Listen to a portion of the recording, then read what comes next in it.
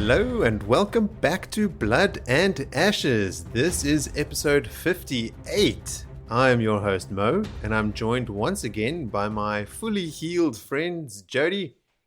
Yo. And Willie. Good evening. You called it, Joe.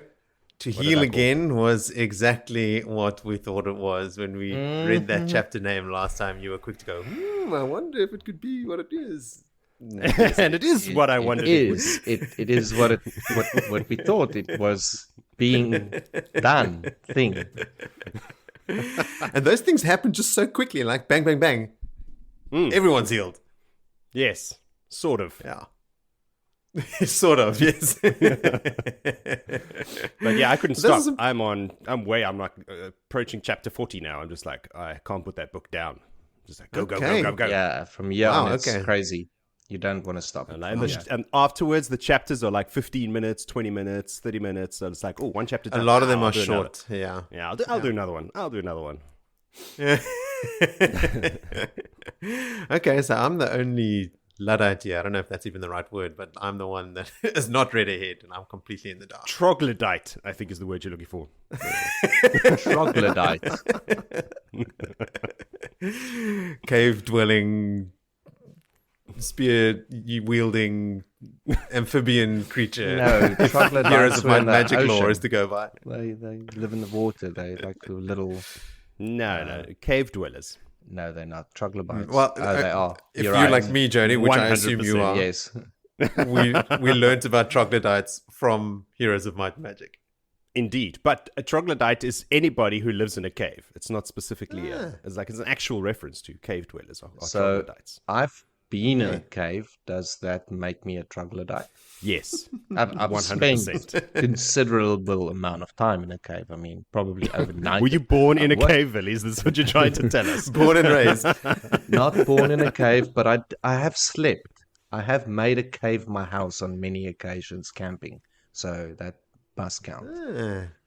You are the only troglodyte in this trio, like a true. Well, congratulations. Before you don't speak too quickly, Jody. How much time did you spend at the cave in Nynaeve or in Bled? Oh, a couple of nights. So yeah, technically, anyone who's been to Matric Rage, Bled, they were all a blur. Yeah, it was pretty primal as well. So thinking about a trilobite. Sorry, so many names that. It's all blurry. Like the little insectoid ocean. Fossil. Yeah, was it seafloor dwelling? Yeah. Trilobites. I think that's a thing. Trilobites. I think so. Anyway, wow, we should start a whole nother podcast. We should branching off from words we like, talking about them for a couple of minutes and picking another one. Oh wait, we're still doing a podcast over here. Let's get back onto that. Oh yes. Well, let's go do our favorite thing to do on our podcast and head straight into callbacks.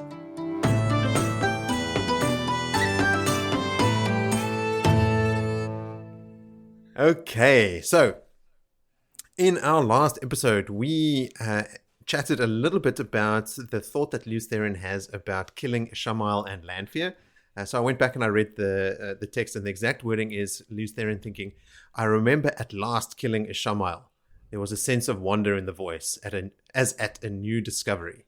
He deserved to die. Lanfear deserved to die too, but I'm glad I was not the one to kill her. So this is Lews Therin observing stuff that is happening right now. The new memory, so at last killing Ishamael, is Rand killing him. Because like we said before, in Dragonmount, in the prologue of the Eye of the Worlds, Elin Morin is still there talking to Lews Therin. Lews Therin didn't ever kill Ishamael. So this is definitely a reference to Rand killing him. And as we know, Rand didn't kill Lanfear, and we were thinking, like, does Lews Therin ever kill Lanfear? What is he thinking about? But the wording is that he was actually glad that he was not the one to kill Lanfear. So no, he doesn't. Lanfear does. Moiraine does. Lanfear kills Lanfear. Well, technically, she kind of does somehow. By drawing the ire of everyone's favorite Aes Sedai. Yeah, well, by having a little big scene in the corner of the docks blowing up. Death by cop. Death by tantrum. blowing up fat men. And like, you touched another woman, you Oh, womanizer. you used to love this woman. How quickly you've turned on her now that you've got a thing for Berylane. Hey, wait. Berylane is just a passing flavor, I think. Just for a little while. Okay. Then we asked, after Rand's sort of like weird channeling resonance in Shadow Logoth, we were wondering if there was a similar thing for Salidar. And we were wondering, like, did Moraine channel in Shadow Logoth when they were there? I seem to have memories of her channeling at Mashadar, but I don't think that happens. But I went back and I read that chapter again. And in it, she makes reference to wards that she has set. So she has channeled wards there and never mentioned any kind of resonance, or it's never revealed in the text that she experienced anything. Yeah. Now, she could also have just been saying to the Eamon's Fielders, who at the time she is calming down when they're talking about, this is after the boys come back from their confrontation with Mordeth, and they're talking about these eyes and these watchers, and like it feels like there's something there. She goes, don't worry, they can't pass the wards that I've set. So she might have also just been saying, no, it's fine, don't worry, it's fine, go to sleep now. But you know, I don't know if she would. She can't lie, right? She's an Aes Sedai, so. Yeah, she can't lie. Also, she didn't have to say anything. She didn't say anything, so she wasn't lying. Did she say that she just placed wards, or did she say that she placed wards? No, she says they can't pass the wards that she has set. So I think that the implication. I don't know. I mean, it's a slippery slope with Aes Sedai. Can't go on implication. Well, yeah, exactly, because she could be referring to the previous night's wards, and they will never pass there because they're stuck inside the city walls. Like, I mean, the that leaves an Aes Sedai's mouth is never what it seems. You've got to always like really delve deep. I think it's got to do with the taint. It's specifically the taint, the two evils. Yeah, I mean, it's a recurring theme in the book, those two evils fighting each other. And I mean, don't they use Shadow Logoth to cleanse the taint? Yes, he channels the taint into Shadow Logoth, and the two consume each other. Yeah. So isn't there like nothing left of Shadow Logoth after the fact? Yeah, it's just like a hole in the ground, I think. Like it's gone. No, wasn't it just like the face of the earth? Glass slab, like absolutely flat? So ooh, Raffo, here's a surprise for us. No idea. The parent in me just brought up the line about the boy that saw Rand channel Gateway and to bring the Ogier into town. The line from the book is, the boy had seen, but a boy's tale might be taken for exaggeration when Ogier appeared. So Rand acknowledging that the boy had seen, but no one would believe him necessarily. We'll get to the following point in these chapters, but Sulan doesn't put on the white. She doesn't go Guy Shane. She's wearing the red and white dress of Andoran livery, which we'll see very soon. We were wondering, like, what does Shadow Logoth mean again? In the old tongue, it is place where the shadow waits, or simply the shadow's waiting, which I think I took a guess at last time. I confirmed Padan Fain's last sighting where we saw him was in the White Tower with Alviarin when he steals back the dagger. And a little bit about the Golem to refresh Villy's memory. Golem were made by Agenor during the War of Power to assassinate Aes Sedai, specifically. Only 6 were made, 3 male and 3 female, as the Forsaken were wary of an assassin designed to target channelers. Yeah. Wise. This is the wisest thing they ever did. So Golem are immune to the 1 power and most known weapons. They can detect a channeler at 50 paces and someone holding the 1 power from even further. So even if someone's not channeling from 50 paces away, they can sense that they are a channeler. From several miles away, Golem are able to feel the use of the 1 power and true power, as an itch akin to that experienced by Madral. Golem live on fresh blood, generally rending their victims limb from limb or tearing their throats out before feeding.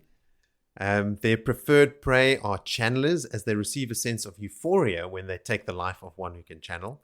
And then furthermore, Golem are incredibly resistant to harm. They're almost completely immune to conventional weapons, as they have nothing resembling internal human physiology and appear not to feel pain when struck or cut. They are not completely immune to such weapons, however, as they can still be dismembered, though doing so will not truly harm it. And then weaves of the 1 power directed at Golem dissolve. So exactly like they work like Matt's medallion, which is not an obvious reason why, but you can see why Matt's medallion would then have an effect on it. It's the only thing that Science. can harm it. Like it burns it. Yeah. Science. And what we already know is that a golem was likely found by Samael. I don't think it's ever confirmed, but at least on the fandom wiki, it says that it was likely found by Samael, but I think that's well accepted. Yeah, I think that box that he found, that status box that he got was like the mother load of cool shit for Forsaken, that is. We need to incorporate the word status box into a t-shirt slogan somehow. That and red heron. Yes, a red heron. Speaking in of status box, these status boxes are just a bunch of red herons. Speaking of Samael, we were wondering, like, what is the order that Samael gives Grendel again? He tells Grendel that she's to go find the other Forsaken for him. So he's turning her on the other Forsaken. She tells him about Masana being in the tower, but he wants to know where all the others are, and if they're dead, he wants to see a corpse. And when she says to him, she'll try, he just goes, more than try, Grendel, more than try. And she leaves, like, pretty afraid. Like, he is well and truly walking all over her in that exchange. The bells in the hair, I went and confirmed, is the a-holes. It's the Arafelin and not the Kandori. And I think we read about one of them again in this section as well.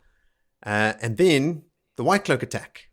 Joe and Vil, you guys were both right. The grimy White Cloaks, as we find out in these chapters, were definitely sent by Padan Fain. But Vil, your point about Padan Fain wanting to be the one that actually kills Rand is also true, as we hear here. Like when we get to that chapter, Padan Fain is going, this was just a test or causing him a little bit of pain, right? In fact, Fain goes as far as to think to himself, he will make the person that kills Althor instead of him, he will make that person pay, or like something to that effect. Like he almost gets worked up thinking about someone else killing him and not himself. So you guys were both right. Yay!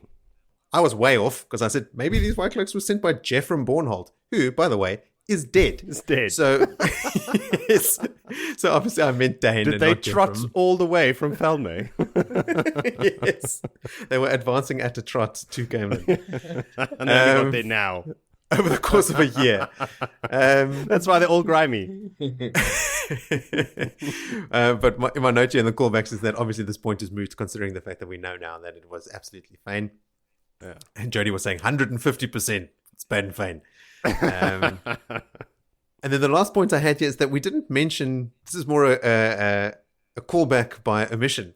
We didn't mention how Matt's luck saved his life from that shadow attack, because Matt was lying in his tent and then decided to go outside so that he could sleep under the stars and go look at the constellations and everything. And after he went outside and he was lying in the bush, he heard obviously the branch falling from that bush as the gateway sliced it open, but then he observed the shadow cutting open his tent, going into the tent, and if he was sleeping in there, would have murdered him. And lucky old Matt was lying in the bush not far away.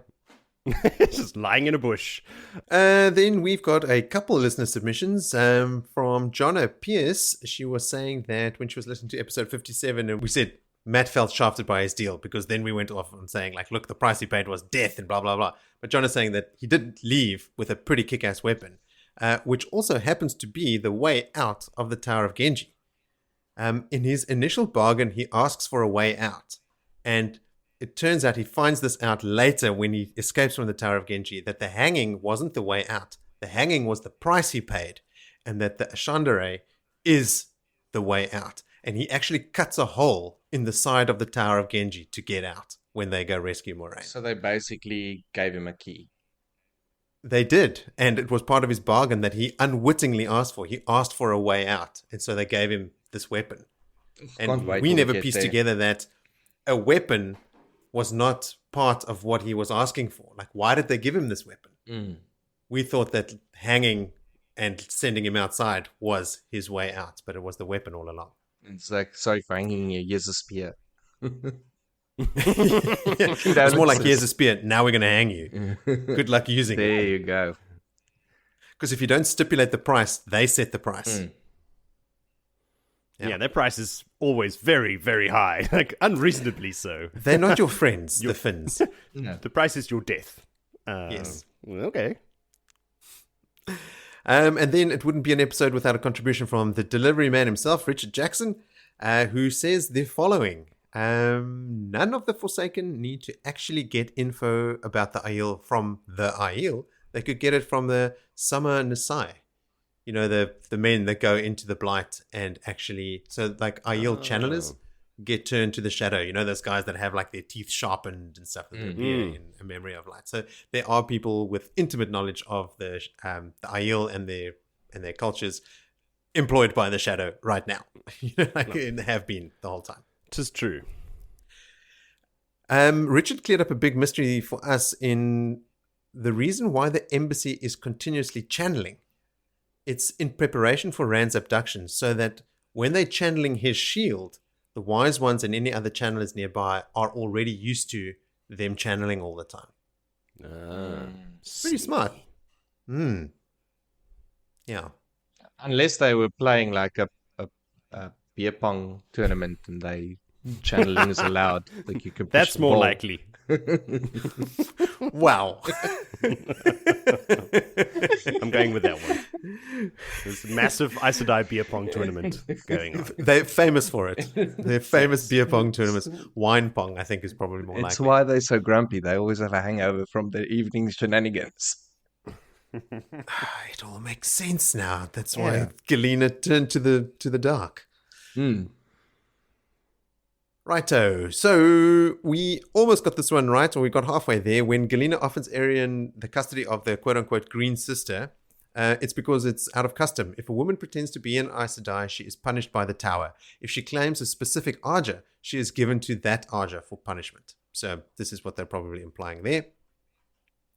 Then Richard weighed in on the other reasons why Egwene and Gawain, along with everyone else, falling in love is believable, right? So we touched briefly on why people have a problem with the way that Robert Jordan has written some of these relationships, that they come out of nowhere. And Richard had the following to say. Firstly, most of the main characters start as sheltered teenagers. Elaine, Gawain, and Galad literally grew up in the palace. Nynaeve, Matt, Perrin, Rand, and Egwene grew up in a culturally homogenous, conservative small town. And in all cases, they're basically kids who have just gone off to college and are experiencing freedom for the first time, right? So it's like Rumspringa for the Eamonsfielders. But secondly, and something that I did not consider at all, and which now makes sense coming from Richard, is that he thinks Robert Jordan is showing something he undoubtedly witnessed during his time in the army and at the Citadel. And if you want to see a spike in marriages and pregnancies around a military base, start preparing for a wartime deployment. After the Great Hunt, everyone starts shifting to a war mentality. Even if they win, they expect death and destruction. So from the perspective of a wartime veteran, the relationship progressing so quickly is totally believable. And then he quotes here, "Eat, drink, and be merry, for tomorrow we may die." That is very good. I like that. But that's a good point, right?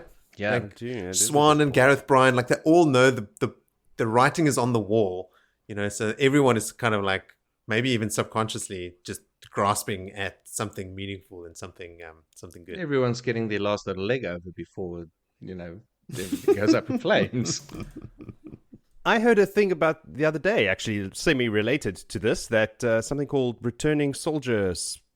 It's not syndrome. It's not a syndrome. Anyway, it's when soldiers come back from war that there's a spike in births, obviously, but that there's more boys born to women than girls after a war. Really? Yes. Almost like Mother Nature is trying to account for the death of men in the war. It I mean, that's where the like term that. baby boomers comes from, right? Yeah, maybe. It But is. yeah, the one theory that I heard when I was watching this video about it was that that the majority of the men were coming back were taller men, and statistically, taller men have more boys. I can attest to that. I got 3 boys. I'm I mean, that 6'2". tracks. Yeah, I'm so like, 1.71 meters and I have 2 girls. I Yeah, have got I don't 2 know. boys and a girl, so that makes me not the tallest. and you're Taller than Mo. shorter than me and taller than me. Moritz. Holy shit. Mind blown. Jody, weird that's shit out called there, man. the returning soldier effect. Effect. Yes, that elusive I knew word. it was returning soldier, something or the other. It's not a Some syndrome. E word. Disease. Returning soldier problem. What do we do with these unemployed men? Okay, that's it for callbacks. So, okay, let me take a drink of water here before I take on this next section. Oh, deep breaths now. I'm going to go lie down. Call me when it's done. All right. Previously on Blood and Ashes, Rand takes the Ogier and a group of Aiel to Shadow Logoth, where they find the Waygate. Rand wards the Waygate against Shadowspawn, and despite multiple warnings, a maiden named Leah goes missing in the city. They search for her, but eventually have to leave before it gets dark. They travel to the Two Rivers, where Rand deposits the Ogier 2 hours south of Eamon's Field before returning to Caemlyn. In the meantime, Matt has recruited some sneaky scouts on the march south. They come across a group of Tinkers that have been slaughtered. They stop for the day and make camp, and that night Matt is targeted in an assassination attempt by a group of Aiel brought in via traveling. The assailants are defeated, and Matt instructs the band to erect palisades around camp every night henceforth. Grendel checks in with Samael, who seems to have found a number of Age of Legends trinkets in a stasis box. Status box. Samael lies and tells her he's been picked as the Nabliss, has made a truce with Rand, and sets her to find the other Forsaken for him. In Cairn, Egwene spots a delegation of Aes Sedai enter the city, while everyone else mistakes her for Aiel. She goes to tell the Wise Ones about the Aes Sedai and finds Berelain hanging out with them, all chummy. Berelain leaves to meet with the Aes Sedai, and Egwene stays behind to help brief the Wise Ones on the Aes Sedai delegation that's arrived. The Wise Ones suggest she stay with the tents, lest she get whisked away back to the tower. And of course, Egwene goes back to the city the next day to go spy on the house where the Aes Sedai are staying. She tries to use an eavesdropping weave, but doesn't learn anything. She then runs into Gawain, literally. They head off for a reunion snuggle and some heartfelt promises. Egwene tells Gawain his sister is alive and well, and that Rand absolutely did not kill his mother. He seems skeptical, but agrees not to do anything with Rand until Egwene has had the opportunity to prove his innocence. We get glimpses of the Aes Sedai meeting with various nobles, planting seeds of taking power after Rand leaves. And back in Caemlyn, Rand takes in a horse show with the Saldaean wags. On the way home, some literally grubby white cloaks try to kill Rand in the street, and some Aiel and an innocent bystander are killed in the process. The Aiel quickly round up the remaining offenders, and Rand sentences them to hang. All but one, whom he sends to Pedro Denial to tell him that someday Rand will hang him. Back at the palace, Rand gets a history lesson from Lady Elenia and checks to see if he's been snogging his cousin. He has not. And we end with Rand heading back to Cairn and instructing the maidens not to tell Avienda. Which brings us now to chapter 27, called Gifts. Why don't you gift us with a recap, Willem? Okay, we've got a Egwene perspective, point of view chapter, and this is like strapping. There's a lot that happens here. There's tremendous amount. Righto. So I'm gonna try and not make this a particularly long one. Maybe focused. Okay, Egwene is love lusting, and she's on the Gawain trail. She just can't wait to see him again. And in her looking and moving around, I don't actually know where she exactly is right now. She bumps into him, or he nudges her from behind and say, "Follow me to the inn." And she has a little bit of a hissy fit about him just leading her to inns, but secretly inside her heart, she's already thinking about the dreams and probably what he would do in the inn with her.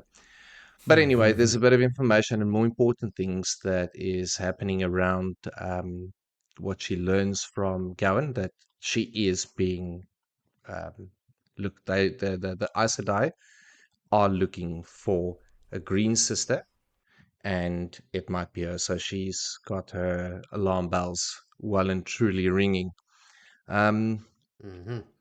She finds out as well that Rand is in the city.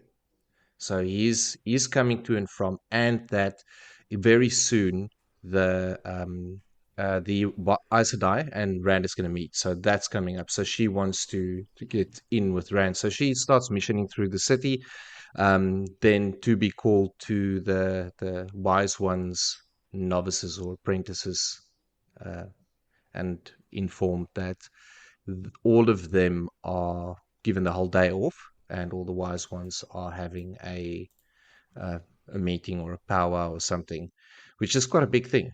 like an entire day. Like some of their mothers came and visit. So she was there for a little while. There was a little bit of talk, a little bit of banter going around there. It's a lot of banter, maybe a couple of pages of it, but have a read.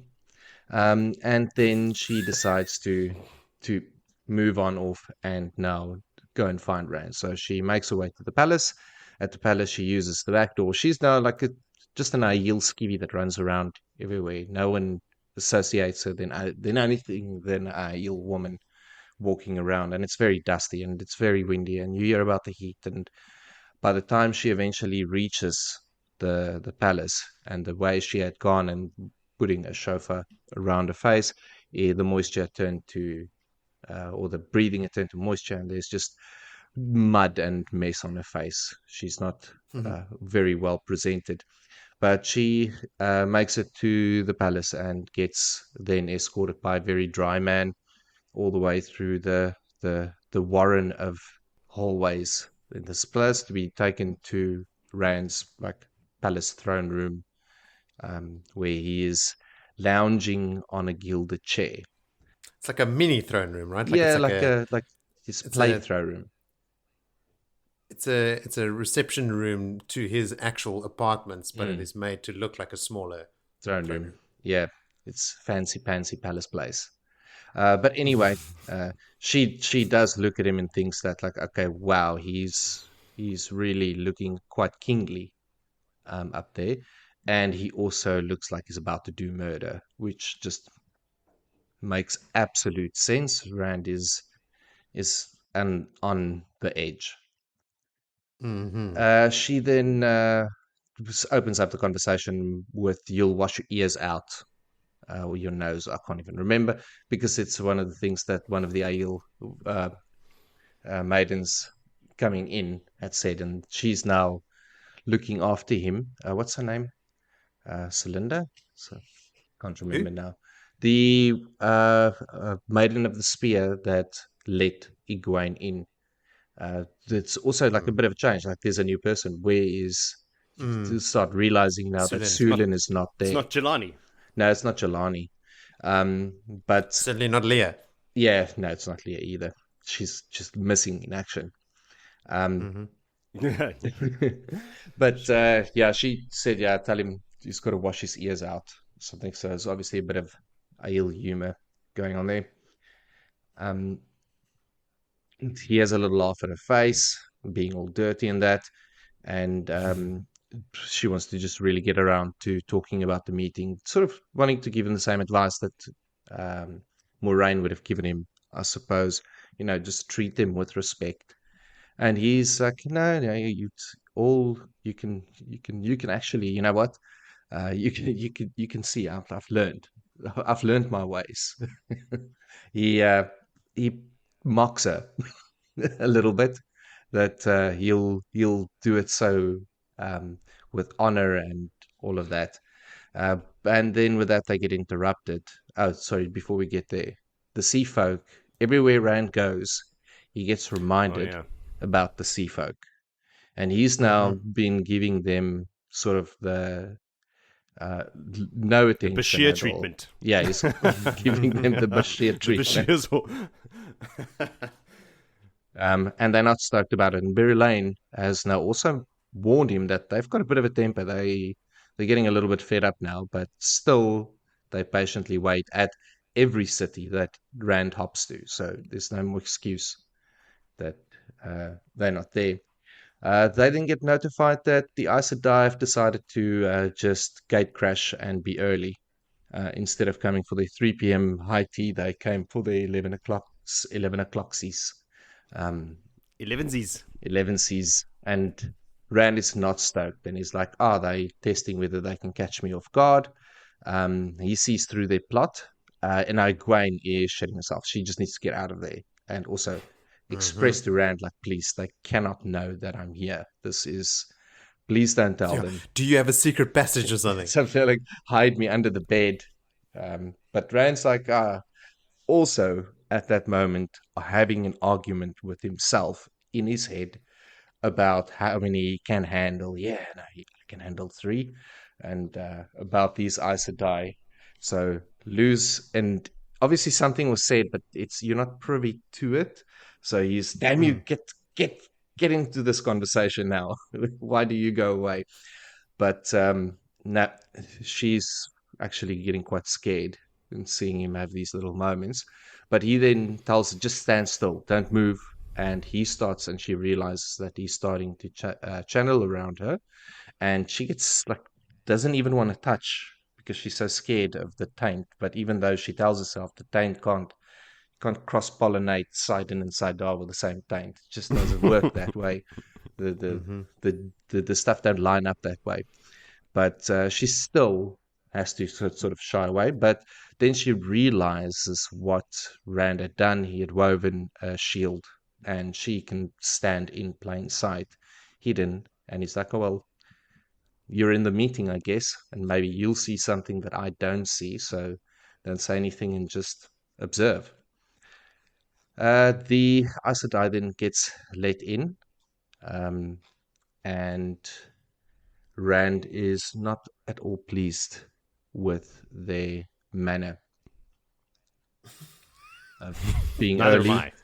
It's but he starts it off, and he's like, okay. He inspects all the servants that come in with these Aes Sedai, because now they're lugging with them big chests as well.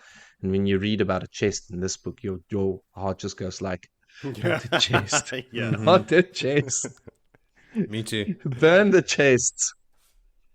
I was waiting for the servants to also be Aes Sedai, but Rand, like you said, is on it. He's walking up to them and looking at their faces and stuff. Yeah, we'll get to it. Anyway, he's over there, and he's like, no more than 3, gives them a whole list of, like, you are not going to be staying. But after his inspection, he's sort of, okay, let's restart this. You are my honored guests, and you've just walked in, and we've settled it all, because he had told them, let go of Salidar, because the 3 of them, as they walked in, Egwene immediately realized they embraced the source, and then they linked. But Rand immediately felt it, and she didn't have to say anything. Yeah. It was like, no, not going to fly. And then they thought, okay, cool. None of that here. It's going to be it's a lucky guess. And he's like, hey, you seriously don't get it, do you? Not going to fly. And when they let it go, he's like, thank you. So they are still thinking it's a lucky guess, but we'll get to that. And then Rand says, okay, we'll do the restart, and this is how it will work. I hear they got their whole letter with all formal introductions. I am this, and that, and that. So it's Nasuna, Quarian, and Galina Casban. That's the 3 Aes Sedai. And they do the formal thing, and also say to him, here's your gift, and open up. So they obviously wanted to do it quite showmanship and use the power, but now they're too scared to open, so nudged one of the skivvies on the corner, hey, go open and rip open the leather sacks in there so we can see the coin. And there's a fortune in there. There's like, and Luz and Rand are standing there going, oh, we can do stuff with gold. And Gwen's already like, madman. I have thoughts on that. Now, Rand tells them that they're not staying in the palace. They're not staying close to the palace, because he doesn't want them to accidentally get a spear stuck through them. And, you know, his Aiel is quite edgy, so for their own The sake. high threat. Probability of that happening. And I wouldn't want to accidentally order my Aiel to stab the bunch of you. Yeah, no, exactly. And then on top of that, he, as soon as they sort of now start moving, it's like, oh, how's Alviarin? And just throws in a little bit of Dias Damar into the weave with his Aes Sedai. And that's when Galina Casban, and he's already on top that there's different plots happening in over here. Now, to get Egwene out, Rand then says to, after they've left and she's walked through his shield or his mask, giving him like, oh, this is what you wanted to show me, playing me like a fool, treat him with respect, basically kicked them out, threatened them with death, and played game of houses with them. But then he says, okay, well, I'll get some maidens and we'll put you in a laundry basket. and she's not happy about that, and decides to walk out through her normal back routes and service entrances, and all of the rest. She, sorry, Gwen, before she does leave, she wants to know from Rand, how does he travel? And he gives a rudimentary clue, like drill a hole between two places in a void that's there. Does he fold a piece of paper to touch Yeah. the points and then stick a pen through it, like in every movie? Yes. Explaining. I feel like he does. Yes, he takes something and then he brings it together, and I'm like, oh, Event Horizon. Yeah, exactly. Yeah, so she then thinks, okay, cool, maybe she can do it in Tal Aran Ruid. So she ducks, takes the service exits, and then we jump over to the point of view of Nessun Bihara. Basically, them having a misinformation session that they convinced that Moiraine this is proof that Moiraine is alive and that she's swapped over to the Green Aja. That they could feel there was someone in the room, but just That can channel specifically. someone that can They channel. could sense a channeler. Two of them could sense, or one of them could sense. I think One, I think it's Yeah. only Nezun that Yeah, that Galina Nesuna. and Coirin were distracted. and she could sense that there was a channeler, and more like, who was it? Where was she hiding? Another channeler. And how did they hide her? Because they couldn't see any weaves and all of the rest. And then How do you think, you idiots? They're so wrong in this session. Like, I have no clue. they're really setting the pot miss in this one. But yes, it's obviously they believe this Moiraine theory through and through. And that is that very delightfully long chapter. This is a scene that I remember. Like, of the 4 or 5 things that I remember of the series, this is one of them. Like, when he meets Interesting them that and this would they're stick. holding the power, and he tells them, like, hey, let go. And he can sense that they're doing it, and he can sense when it happens, when they let go. Like, that power that he has over them. Yeah. How he's not afraid, he's not cowing, nothing. He's like, this scene sticks in my head. So I was happy to read it again. It does feel good. At the end, when they sort of during their misinformation session, Galina says something along the lines of, oh, "What a lucky guess!" Like he must have guessed, or someone must have told him or something. Because if he could actually sense when someone can channel, she says that could be disastrous. Well, bad news because he can do exactly that. Yeah, and also the little section where. Well, first of all, that Galina and the other one, I can't remember, never noticed the other Aes Sedai in the room. Like, they should be doing better. They were meeting the Dragon Reborn. I mean, come on, guys. You got to They bring were your so A game. fixated. And Galina giving away that she knows who Elviarin is. Because when Rand Genius asks her, move. and his Taviranness makes her speak without thinking. It's like, oh, busted. And who's By the way, other how's Aes Sedai that- Alviarin? She's well. Oh, fuck. Yeah, and the other Aes Sedai is like, hey, I didn't know you knew Elviarin, and she's already making plans. Who's the other one? Is she a white? Coirin. Yeah. Was it her? I can't remember now because I didn't take notes on this chapter. No, I don't remember, but that's the name Casban. Villy said. It was Casban. Galina, Nezun, and Coirin. Coirin. So Galina. Casban is Galina's surname. Yeah, so Galina Casban, Coirin, whatever her last name is, and Nezun. Nassun. But Rand Nassun- says Nassuni. that to Galina, like, how's Alviarin? No, he But says it who's to the other everyone. Aes Sedai? Yeah. Rand says it to everyone to see who answers. And Galina answers. And Rand goes, Galina's the one with a link to Alviarin. Because he Okay. knows Alviarin's got it, or he suspects that Alviarin has another plot going because of her letter after Elaida's. Yeah. And then when they're back at this manor house, one of the other Aes Sedai goes to Galina. I didn't know you know. She also picks up on that connection, but I can't remember which one it is. Is it Nassun or? Can't remember. All right. Well, someone's onto her. Watch She for says an it in front of imminent the death. others as well. Yeah. I wonder, it got me thinking, like, do Alviarin and Galina have any links outside of the fact that they are both Black Aja? No, I didn't know that. That's why I thought that they may actually be. Also, potential callback coming up, but I'm pretty sure they're both on the Supreme Council. Alviarin is the head of it. Yeah. I think Galena's on it. I think this situation proves that she does know that Alviarin is black. Oh, yes. Yes. I'm just, So they might there's be on the plots same within plots council within or- plots here, right? Oh, like, yeah, is yeah. this a Tower connection? Is it a Arja connection? Alviarin is white, Galena's red, so probably not Yes. Arja related. Uh-huh. But they're also both black. So it is Arja related. Mm-hmm. Nice. What else, Joe? No, that's it for now. I know that you have lists of Oh, notes. I've got a whole page of Reams, notes here. one would say. I just noted here like some more Aiel thinking from Egwene.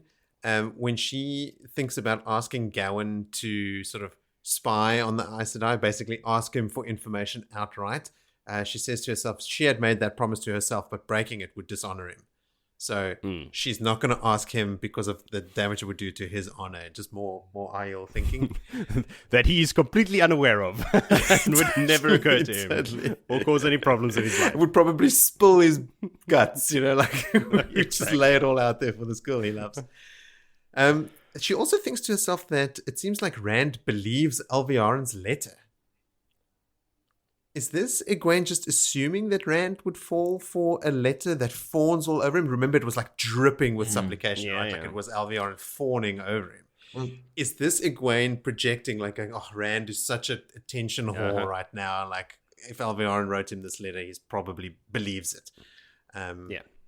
Because they all think they need to look after him. Nynaeve thinks she's got to be there. Elaine's like, oh, we've got to get there so I can guide him through these Aes Sedai negotiations. Egwene thinks he's a sheep herder. That's all the While same they're shit. spinning their wheels, Rand has hardened up and like leveled up multiple times. I guess the important thing that I didn't say there as well is Rand agreeing that just give me a couple of days and I'll be ready to leave with you and go to. That's not what he said. All right. That's not what he said. What did he say? His exact words to them is, "You will know when I'm ready to go with you. I promise you that." Well played. That's very Aes Sedai. A very nice Aes Sedai Exactly. answer. You'll know when I'm ready. I promise you that. It's never going to happen. He's never going to come to that. Doesn't have to. That's the last place on earth he would want to go. I'll go to Exactly. Shire Gul itself first before I go to that tower. Exactly. Every time Egwene sees that Sean Chan spear, she has a reaction to it, which I sometimes get annoyed by, but then I remember, oh fuck, she is extremely traumatized by the Sean Chan. Yeah. That actually makes a lot of sense. Yeah, like Yeah. that one can be left to slide every single time because it's. Yes, I get it. Sorry, enough Egwene. torture Sorry, there. sorry. Rand is spending a lot of time in other people's company talking to Lews Theron out loud. He's not even trying to hide it. I feel like he should be trying harder. Rand also openly jokes with Egwene about her loyalty when he says to her, maybe you'll see something I miss. He then adds, maybe you'll even be willing to tell me. Already joking about, like, I see you for what you are. I mean, we got history, we got each other's backs, but I know you've got tower agendas as well that might not always align with my own. Which is great. I'm glad that Rand notices that because it's true. It was awesome the way that Rand, when the Aes Sedai introduced all of themselves, Rand introduced himself as, I'm Rand al'Thor. No titles. Which the description says makes it just ring even louder, right? The fact that he didn't say anything about being the Dragon Reborn or like the King of Caerhun or like Conqueror of the Aiel, none of that stuff. I'm just Rand al'Thor, which draws attention to the fact that he is also all this other stuff, which is power move. Well, Tom, less is more. Moraine, Tom and Moraine have coached Rand so well in Dice Tomar. There's a lot of off-screen, off-page coaching that Moraine did with this. And there's not in these chapters as much, but in previous chapters we read about it. Yes. Like little flashbacks that he's having. So Rand also thinking, thanks, Moraine, actively thanking her for the coaching that she had given him. It's cool to see. Well, I suppose now as well, when we were going through that, you're just like, oh, Moraine, just give the guy a break. He's trying to get through a lot of stuff to do. But I mean, she had her agenda and her timeline, so that is did. it. All fits She in, did and pretty well with just look what at she the was given. outcome. How great the outcome of it is. It's like he controlled that meeting like a freaking master puppeteer. Still ends up in a box, doesn't he? Yes, he does. Yes. I was going to say, if only Moraine could be there to sort of witness her pupil in action, like she would have taken great joy in that, I'm sure. Tom but then as probably well. still admonished him for the way he treated Aes Sedai. True. Yes. When Rand says he could always find a useful gold, Egwene thinks he sounds almost greedy. He's bluffing here, right? Yeah, he's like, yeah, shut. That little bit of gold you brought is fine. I've got way more than that. 1/5 of the world is mine, so according to my Aiel. Well, he knows that, but he knows that they don't know that. They don't know anything about the Yes. fit or anything like that. I thought what he was doing was showing an interest in the gold, but faking it, because later in their misinformation session, they make another comment where they're like, oh, we'll just keep doing what we've been doing and wave gold under his nose and keep him distracted. But I think he was specifically making a show of being interested in the gold when in fact he is not, and it's keeping them misinformed, keeps them off balance. So while they think they can just distract him with gold, he's got an advantage over Maybe them. lose at because the he thing knows for it's not true. gold, and at that moment it wasn't Rand. It's like, oh, I've got plans for gold. No. I've got some stuff I want He's to buy. bluffing. What I was meaning with the 5th and all of that is that he has enough gold that he's not Oh, interested. yeah. He's bluffing with the gold because they think they're going to impress him with all of this gold. Yeah, they say it. And he's You're like, like, no. you fools. Another point for Rand. He's just all over them here as well. Hey. Okay, cool. So that's all I had. I think Yay. that's that one in the bag. Nice one. We're getting good at predicting what Marx is going to be saying. Yes. It's only taken, 2.5 years? This is just a fluke. It'll be another 2.5 years until it happens again. Now we got it. And Memory of Light. Okay. Chapter 28 is called Letters. Why don't you letter rip, Jody?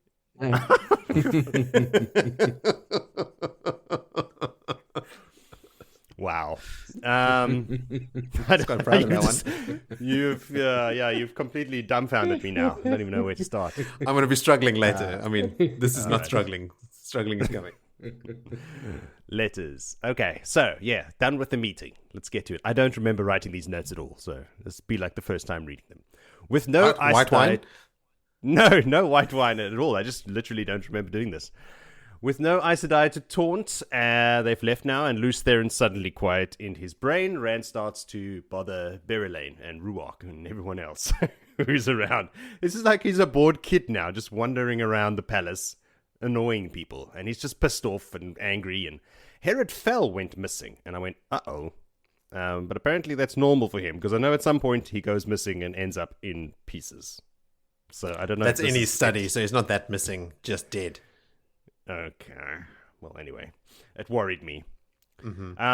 Rand's temper is now getting out of hand. He's like running around. He's shouting at everyone. He even shouted at Amis and Sorelea. And I'm right, yeah, like, oh no, he didn't. He totally did. Sorelea is none too pleased. No, not at all. Like, they think that this is the first time that anyone's ever raised their voice to her in her life. She doesn't know how to handle it. He has a sweat-soaked night, Rand, that is, at the end of that day, obviously, and that's when nights come, and nothing is better in the morning. He's dreamt of running from someone or something so much that his physical legs actually hurt because he was running so much in his dreams. He's been running from Forsaken, he's been running from himself, he's been running from his duty, from Luz, from Elaine, from Avienda. There's lots of physical and metaphorical running in his life, and it's getting a bit much for him. He's busy shaving now in the morning in front of the mirror, and he's already seasighted without realizing it and shatters the mirror.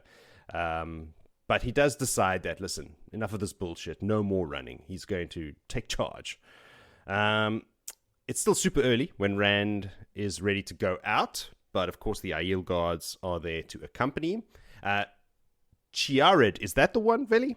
I wrote some names down. Chiarid? Hello? The Chiarid one. Yeah. The Chiarid, was that it? Well, she's the older maiden. She senses his mood. She's normally quite a wisecracker, but she notices his mood and then goes, well, I'm going to shut up today. And it's a quiet walk to the traveling chamber. Before he can get there, though, a serving girl catches up with him and gives him a letter from ye old sea folk. They are still around, and they still want their meeting. Like I said earlier, Rand's not good with setting dates. Just have to ask Bashir about that. So they will have to wait. He just shoves that letter in his pocket and heads off to Caemlyn. He's in Cairn, right? I always get confused where the fuck he is. He's flip-flopping so much, it's hard to keep track. Exactly. He's in Cairn. He's in Cairn. So, yeah, he arrives in Caemlyn. Ah, yes, of course, he's in Caemlyn because that brings Alana's presence crashing back through the bond again. He has begrudgingly accepted the bond now, but thinks still it would be a good idea to talk to Tom about it because that man knows some surprising shit about Aes Sedai and Warders' bonds. I'm like, yeah, dude, he does. He knows how to kill them too, those Warders. Nasty business. It's still dark in Caemlyn when he arrives. Because he is a few hours behind, I suppose. And gets back to his chambers, where he wakes up Avienda, who comes out of the room quite startled, naked, holding a knife. Good old Avienda. She's that tracks. That tracks. No surprises there.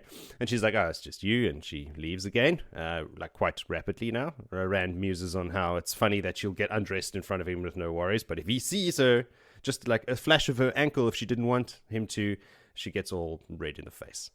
Luz is back.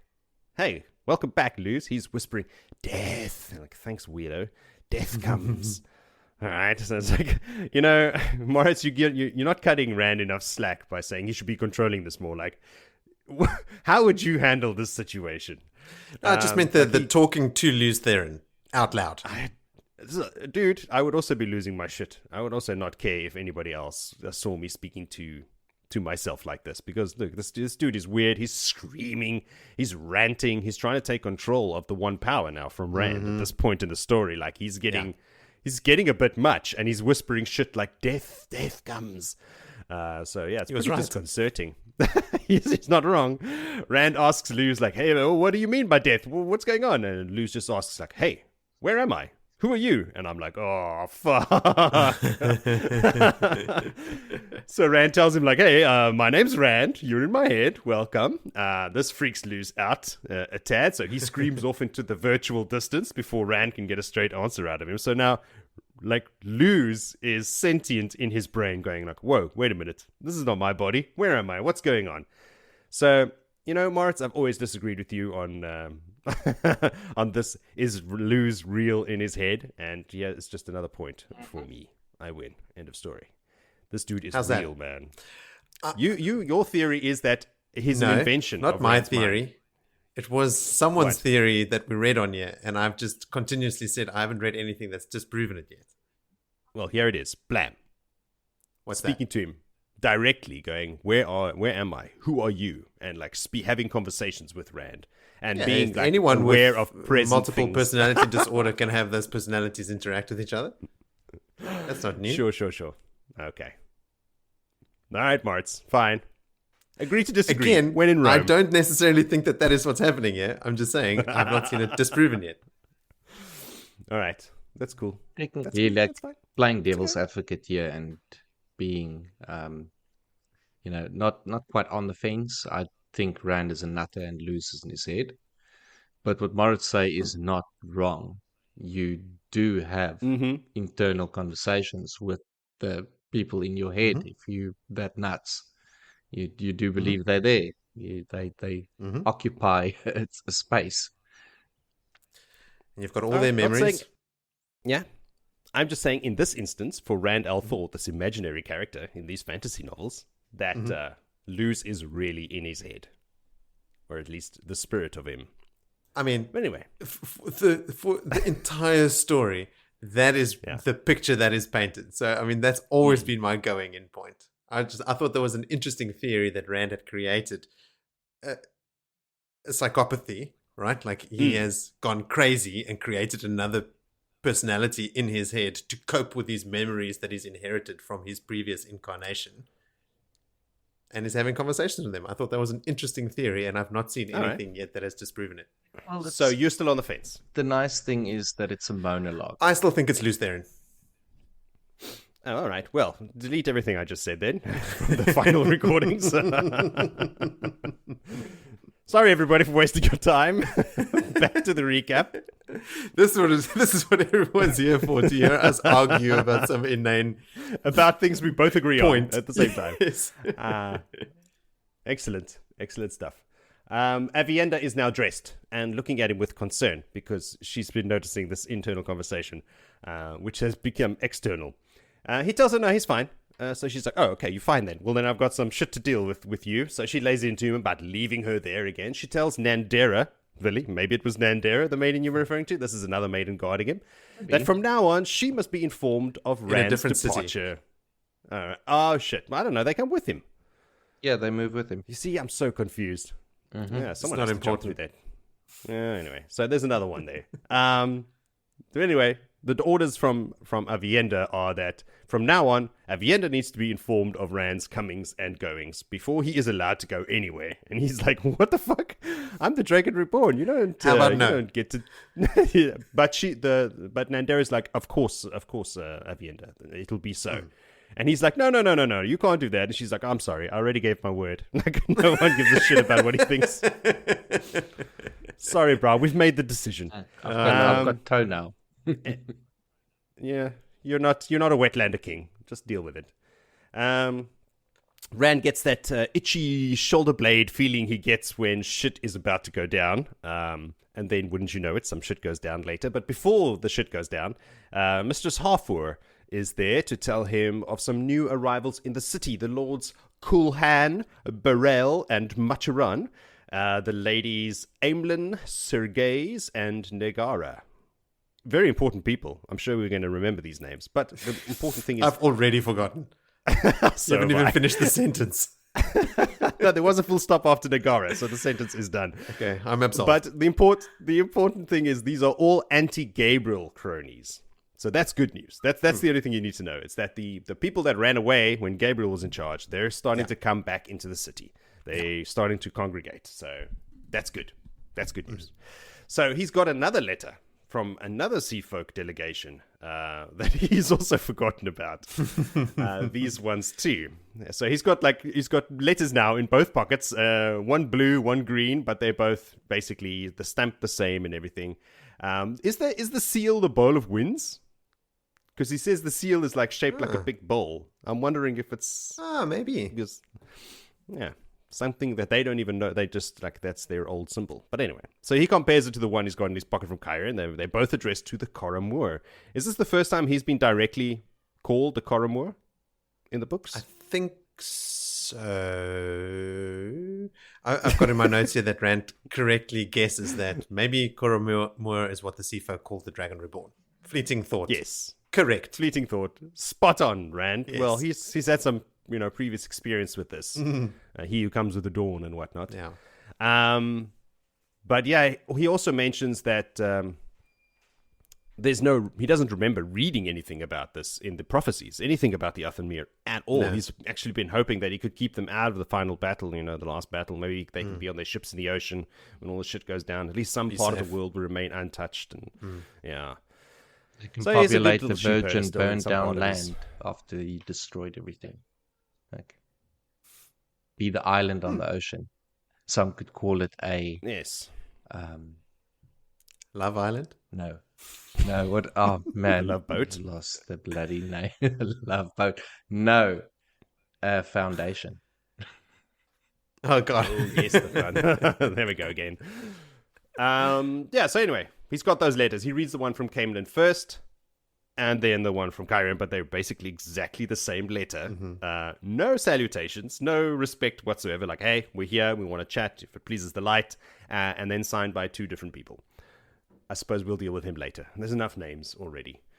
And just then, a servant enters the room with another parchment, and basically grovels on the floor to hand it to him, and it's Sulin in a dress, taking things too far in the typical Aiel fashion of taking things. So Rand starts giving her shit about it, but she bolts out of there because he's, of course, dishonoring her. But none of the other Aiel are in the least bit surprised to see her dressed like that, and they don't even recognize her existence. Then there are 4 pages of Rand trying to figure out why Sulin has tow and offering solutions to get her out of it and generally making things worse, and that's his speciality. Does she want Go to read it if you want to farm? be- Did she marry an underman? Just doesn't make sense. Does she want a farm? I'm a real idiot. I'll buy her a farm. That'll sort it out. Yeah, dude, it's just like, yeah, okay, you don't understand Aiel. I get it. The parchment is from the Queen of Gaelden, Aleandre, but in code. Super, super high level Dies Daymar code, which of course he is now well versed in. Last we saw her, if you remember, she was with the Prophet, hence the cryptic Game of Houses letter, basically asking him for help. She is stuck in between the White Cloaks in Amadicia and the Dragonsworn in her own country. So she's in a bit of a tough spot, but she writes a very flowery personal letter that no one would suspect anything of. But Rand reads everything. Like, he's a pro. Even like she wrote something like "At the flames of my heart," which he knows is, oh, burn the letter when I'm done. Like, what? Yeah. I never saw that. But yeah, Rand's had some good You haven't been training trained from Moraine by and Tom. Tom and Maureen. Exactly. So I can't, give myself too hard a time about that. No. So yeah, everyone's coming in and out. So the door opens again. Rand looks over and doesn't see anybody, but he does get that feeling that something is not right. And oh no, wait, there is somebody. It's a Grey Man. Hey everybody, it's Mr. Grey himself. Even knowing he's there and looking for him, Rand is finding it hard to actually lay eyes on him. Like that whole, like your vision slips off of him. Yeah. I think is a very cool way of describing it. It is. But eventually he does kind of like figure out where he is just in time, because the guy's got a knife in his hand and running straight at him, and he wraps him up in air. And as he does that, a bar of white light comes shooting over Rand's shoulder and hits the Grey Man in the chest, killing him instantly. Hey everybody, another dude has just waltzed into the room. It's Taim. He just so happened to appear on the balcony as the Grey Man attacked, and then killed him conveniently so that he can't say anything. Now, this is very suspicious. But I don't think it's Taim that sent him or has anything to do with it. Red Heron. Red Heron again. It is very convenient. Just to throw some more shade at this Taim dude. Don't trust him. Don't trust him. He's got that black coat on now with the imitation dragons embroidered on the sleeves. I remember that coat as well from... And Lewis is still going, kill him, kill him, kill him. Kill him, kill him, kill him. For good reason. But yeah, just in case, don't listen to everything the madman in your head says. Yeah. He apologizes for the surprise and for killing the assassin. He just reacted, apparently, conveniently. But So now, worried about unfortunately- Rand's well-being. Oh, exactly. Can't interrogate the Grey Man now. But yeah, like after he's dead as well, like everybody in the room can now see the Grey Man. Like instantaneously. Like, oh my That's God, cool. where the fuck did this guy go? Yeah, like magic. It's rad. So Rand's like, yeah, so what the fuck are you doing here, Taim? Like, why are you just barging in unannounced? You here to tell me about some Forsaken hiding amongst the Usherman? And he's like, no, but there is one guy, Jahan Arishma, who's got a lot of potential. We should keep an eye on this guy. I'm like, yeah, you should totally keep an eye on that guy. Isn't he who comes after? Mm-hmm. I think it's Narishman, yeah. It so is. he has our first little clip. Yeah, I like this guy. Now, is Narishma also from Arafel? I think so. Yeah. We'll get back to that. Because I looked at the map and I get confused between Kandor and Arafel, but they are neighbors. They are right next to each other. Yeah, so if it's not Shinar, then that's one of the other ones. Or Saldaean now, we know that's Bashir. And Yeah. But then the other two are like, they're the other two. Yeah. Rand is still holding the power at this point because Luz won't let him go, won't let him let go of it. So there's a bit of a struggle there because, as you said, Luz is like, yeah, let's kill him, we got to kill this guy. But eventually he manages to take control of himself and the power, Rand that is, and releases the source. And it was a close call. Like Luz almost took over there. Like Rand is he's quite shaken. Like his knees are wobbling and everything. They talk about him and Taim. They talk about attacking Samael. Even though Taim would like to test himself against the Forsaken, as you can see, he's actually like, oof, I'd like to know how a fight like that would go. Actually, Yeah. But they realize that, listen, that's probably a bad idea. He's probably got that alien, trapped to the max with wards. And they talk time about that how says what like, he would do. Like he would have it, like in quadrants, he would have it like Yeah. ordered so that you know where the person is channeling when they arrive and all that sort of stuff. And that's exactly the kind of attack that Samael would expect and would have been planned for. So they very rightly decide that, let's not go and attack him like that. It would be a bad idea. Rand dismisses Taim. He's like, all right, fine, get back to work, you son of a bitch. And when Taim's gone, he almost falls into a chair. Like I said, his knees are weak. He's like that fighting for control. It's been a tough morning for the guy. He was attacked by a grey man. They're all tough mornings these days. Yes, no more sitting in the sweat tents having a chat. Yeah, shit's getting real. The maidens around him, his guard, are all fidgety. They're ashamed, of course, that they didn't see the grey man in time to protect Rand, but he eventually says something right for the first time in his life for the Yael. He promises not to tell anyone. He suggests that, I think we should just keep it quiet because it's going to freak people out and everything, which seems to appease them, and they're like, all right, thanks a lot, man. We have tow towards you. It's like, all right, fine, whatever. He dismisses the maidens with a joke and tries to take Avienda to the bedroom to talk while they clean up the corpse that's lying on the ground. But she's not keen to go into the bedroom with him. Her feelings are becoming a little strong at this point. She doesn't know if she could trust herself in the bedroom. In the boudoir. In the boudoir.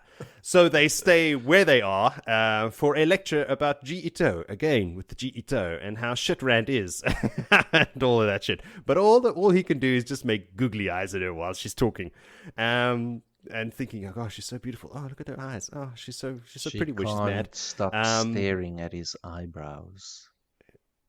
Yeah, and she loves his eyebrows. That's the joke he made earlier. It's like, unless you want to stare at my eyebrows, you better leave. They think it's a great joke. But yeah, he's been making googly eyes at her. He can't control himself either. She notices this, and then she's like, oh, well, I'm done. Okay, good. And she leaves too. She gets out of there before what happens things is get too sexy. What happens is he catches himself staring at her sort of lovingly.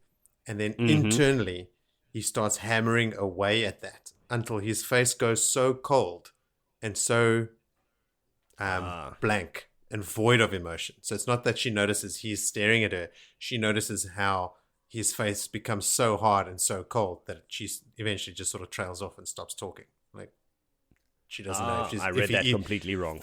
She doesn't know if he's even hearing what she's saying. Because internally, he's finding every bit of himself that is interested in Avienda, and he's crushing it. That'll do it as well. Yeah. Well, regardless, the result is the same from either one of those situations. She realizes, she looks at his face and goes, this conversation's going, no, I better get out of here. Cheers. Joink. Yeah. So she leaves. We jump over to Padan Fain's point of view. Hey, old Padan Fain. This is where you mentioned earlier that we find out that it was him that he did send those guys. For this one, because man, you like it? No. This guy. Do you like the scene where he's busy fiddling with his pulsating dagger? Because that's what he's doing. He's fiddling with it and daydreaming in his rooms. He is also in Caemlyn. There's a fucking Fade sitting right there as well. Just by the way, a very nervous Fade, just waiting his turn to have a chat, I suppose. I don't know why he's there. Maybe he did something wrong. He can still feel Rand, but he has noticed that something has changed, like someone else has taken part of the possession. So he's noticed Alana's bond, although he can't tell exactly what it is. He has noticed it. So if he can notice... He's also... What? If he can notice Alana... Can Alana notice him? No, he doesn't notice Alana. He just notices he's lost part of the control. Like someone else is sharing the feeling of being connected. It's also no control. It's just, remember, it's his awareness of Rand was that thing that was instilled in him as the Hound, right? So it was like when he was chasing them down, he can sense Rand. Rand has no sense of Padan Fain in his head or anything like that. And therefore, Alana wouldn't have anything either. It's a one-way thing. Like, he homes in on him.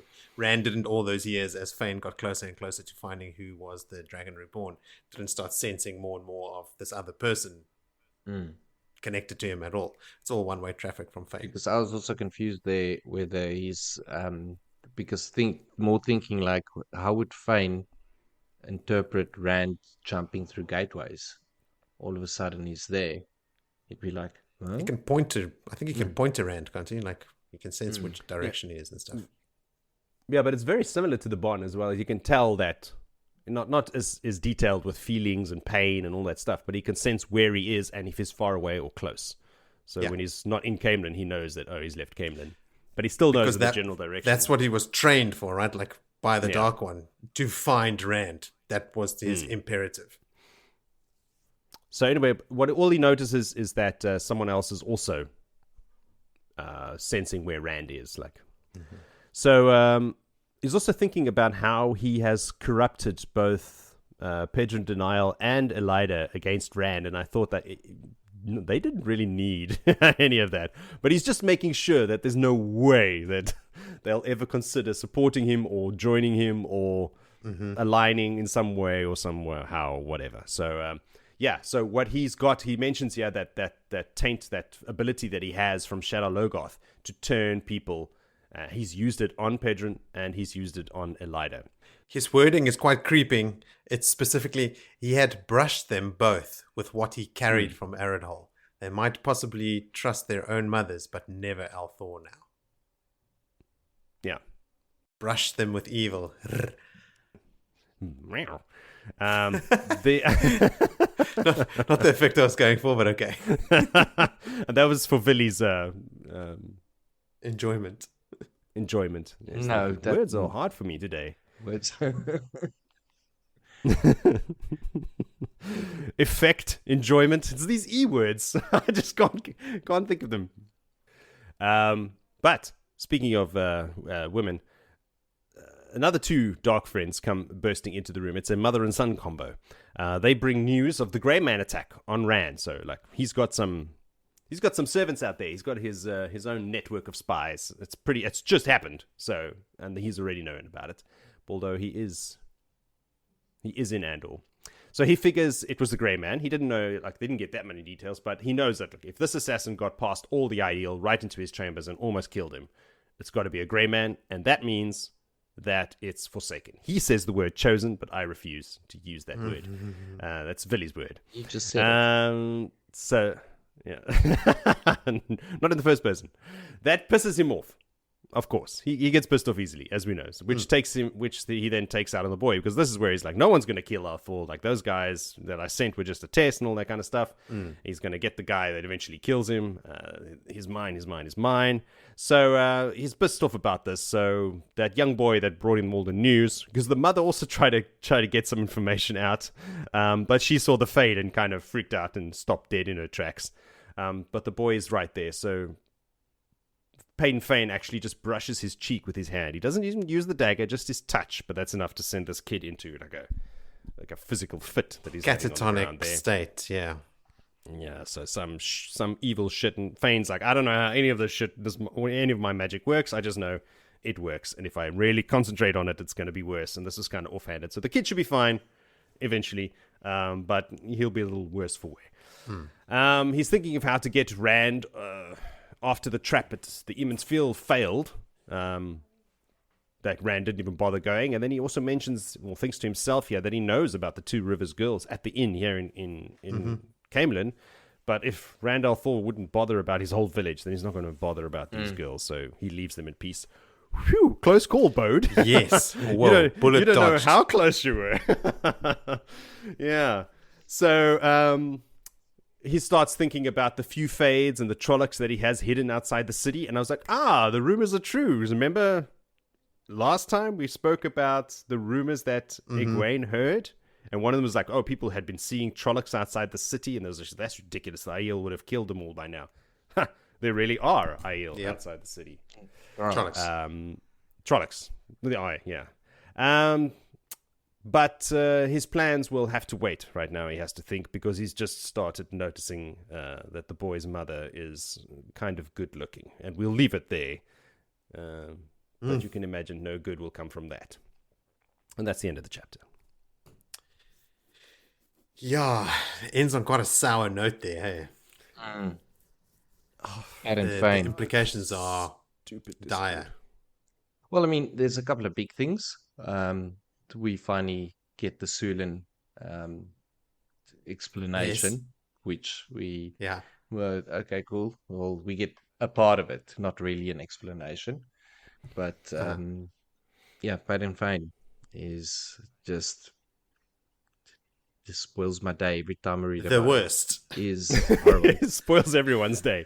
Padan Fain, spoiling days since 1983. I wish I could Listen. insert a clip of Jean Ralphio from Parks and Recreation saying he is the worst. You can. I just also noticed an error in my deductions. What's that? Is that Egwene is in Cairhien when she hears the rumors of Trollocs outside the city, and Fain is yes. in Caemlyn. Yes. So forget that. Okay. Don't worry about it. Well, that's basically what Fain has been doing in the last couple of weeks, because Rand is jumping from Cairhien to Caemlyn, Caemlyn to Cairhien. So he's running in Caemlyn's direction, and then Rand moves, and then he does the U-turn. Him, Fade, horse, cat, everything else, running back that direction for a day, and then that Just evening's kiting like, them, to use a video gaming term. What else? Before I launch into my notes, we've actually covered a fair few of them. Words are hard for everyone tonight. I know, eh? Weird. Must be the moon. It's a good thing we write down most of them before starting. You write it down? Anything else, Vil? Nah, I mean, there's Yes. there's a lot there, but I think Joe did a good job. Yeah, I know you've got heaps anyway to throw at the mix. It's not that much, but I'll bang through them pretty quickly. I just noticed here that, I mean, especially in the beginning of this chapter, Rand is like doing a lot of shouting and generally scaring people and making people angry and in equal measure. Like he's really, I mean, we've got 8 books to go, guys. And Rand is like losing it hard. And he's losing it hard there because of Avienda. That's my understanding. That Not in the beginning, he's shouting at everyone. He's losing it. Har, har, har. Well played. But it's true. now, It is. He is isn't this losing about it. his like he's upset about Avienda. That is why I got that he even shouted at Amis and Amis Sorelia. and Sorelia. But he's also shouting at everyone else. Well, what do men do that's upset about something that they don't have any control or power out? They take it out on someone else. What is he so upset about? Conversation that gets sucked in and He's- crushed it all. before he speaks to her, before he sees Oh, her, that's he's already before. shouting at a whole bunch of other Yeah. people. Okay. All right. They list a whole bunch of totally like unrelated people, and he is pissing all of them off. He's shouting at all of them. He's just, I think he's just losing his cool. Okay. Well, I'm not going to argue against that at all. It's Because I spoke at a high volume. I seem sure of myself. it's not how it goes. Like, I'm so cocksure about myself when I speak at high volume. Everyone's going to believe me. Yeah. Callbacks next time. So it turns out. I am quite stoked with Alejandre. Like, I've never paid any attention to her whatsoever. But since, I think it was, who's the other guy that's not Uno, the other Shinaran guy? I forget his name now. Who sort of tells Nynaeve, what Alejandra has done here in Gildan is nothing short of miraculous. She's just like succeeded 2 or 3 other people that have died very conspicuously, very close together. The country is being torn to shreds by these dragonsworn. She is very savvy to deal with Massima in the way that she is. And yeah, Rand also notes she's the first ruler to come to Rand and say she will ally with him without Rand actually having a knife to the nation's throat, right? He hasn't had to like save the Invade her Carinian or or like anything. kill Couladin or like, kill Ravin or like come in with his armies. Gildan is just coming to him and going, hey, you're the Dragon Reborn. We believe you. Let's work together. Which I think for someone like in Alejandro's position is probably the move. Plus, if she can get Rand to somehow show that alliance in public, it might shut the Dragonsworn in her country up. Like if they are all about the dragon and she allies with the dragon, then I'll be taking my orders from Randall Thor. Thank you very much. Piss off Dragon now, Sworn's Massima, and your gripe is fucking anyway rabble. with Massima, with the White Cloaks. They hitting or having their conflict with each other there mostly. I mean, yes, the Dragon Sworn's doing all kinds of shit in the countryside, but aren't they mainly clashing with the White Cloaks? I don't think mainly. I don't think they're reserving any of their aggression to the White Cloaks at all. The White Cloaks happen to be there. So when we read about them in what was the town that Nynaeve and those guys got the boat from? Samara, in Galad, I think. You know. Oh, good memory. Yeah, something like that. Yeah. They happen to be there, both those groups, because it was on the border between the one side was Amador and the other side is Gildan. Gildan, yeah.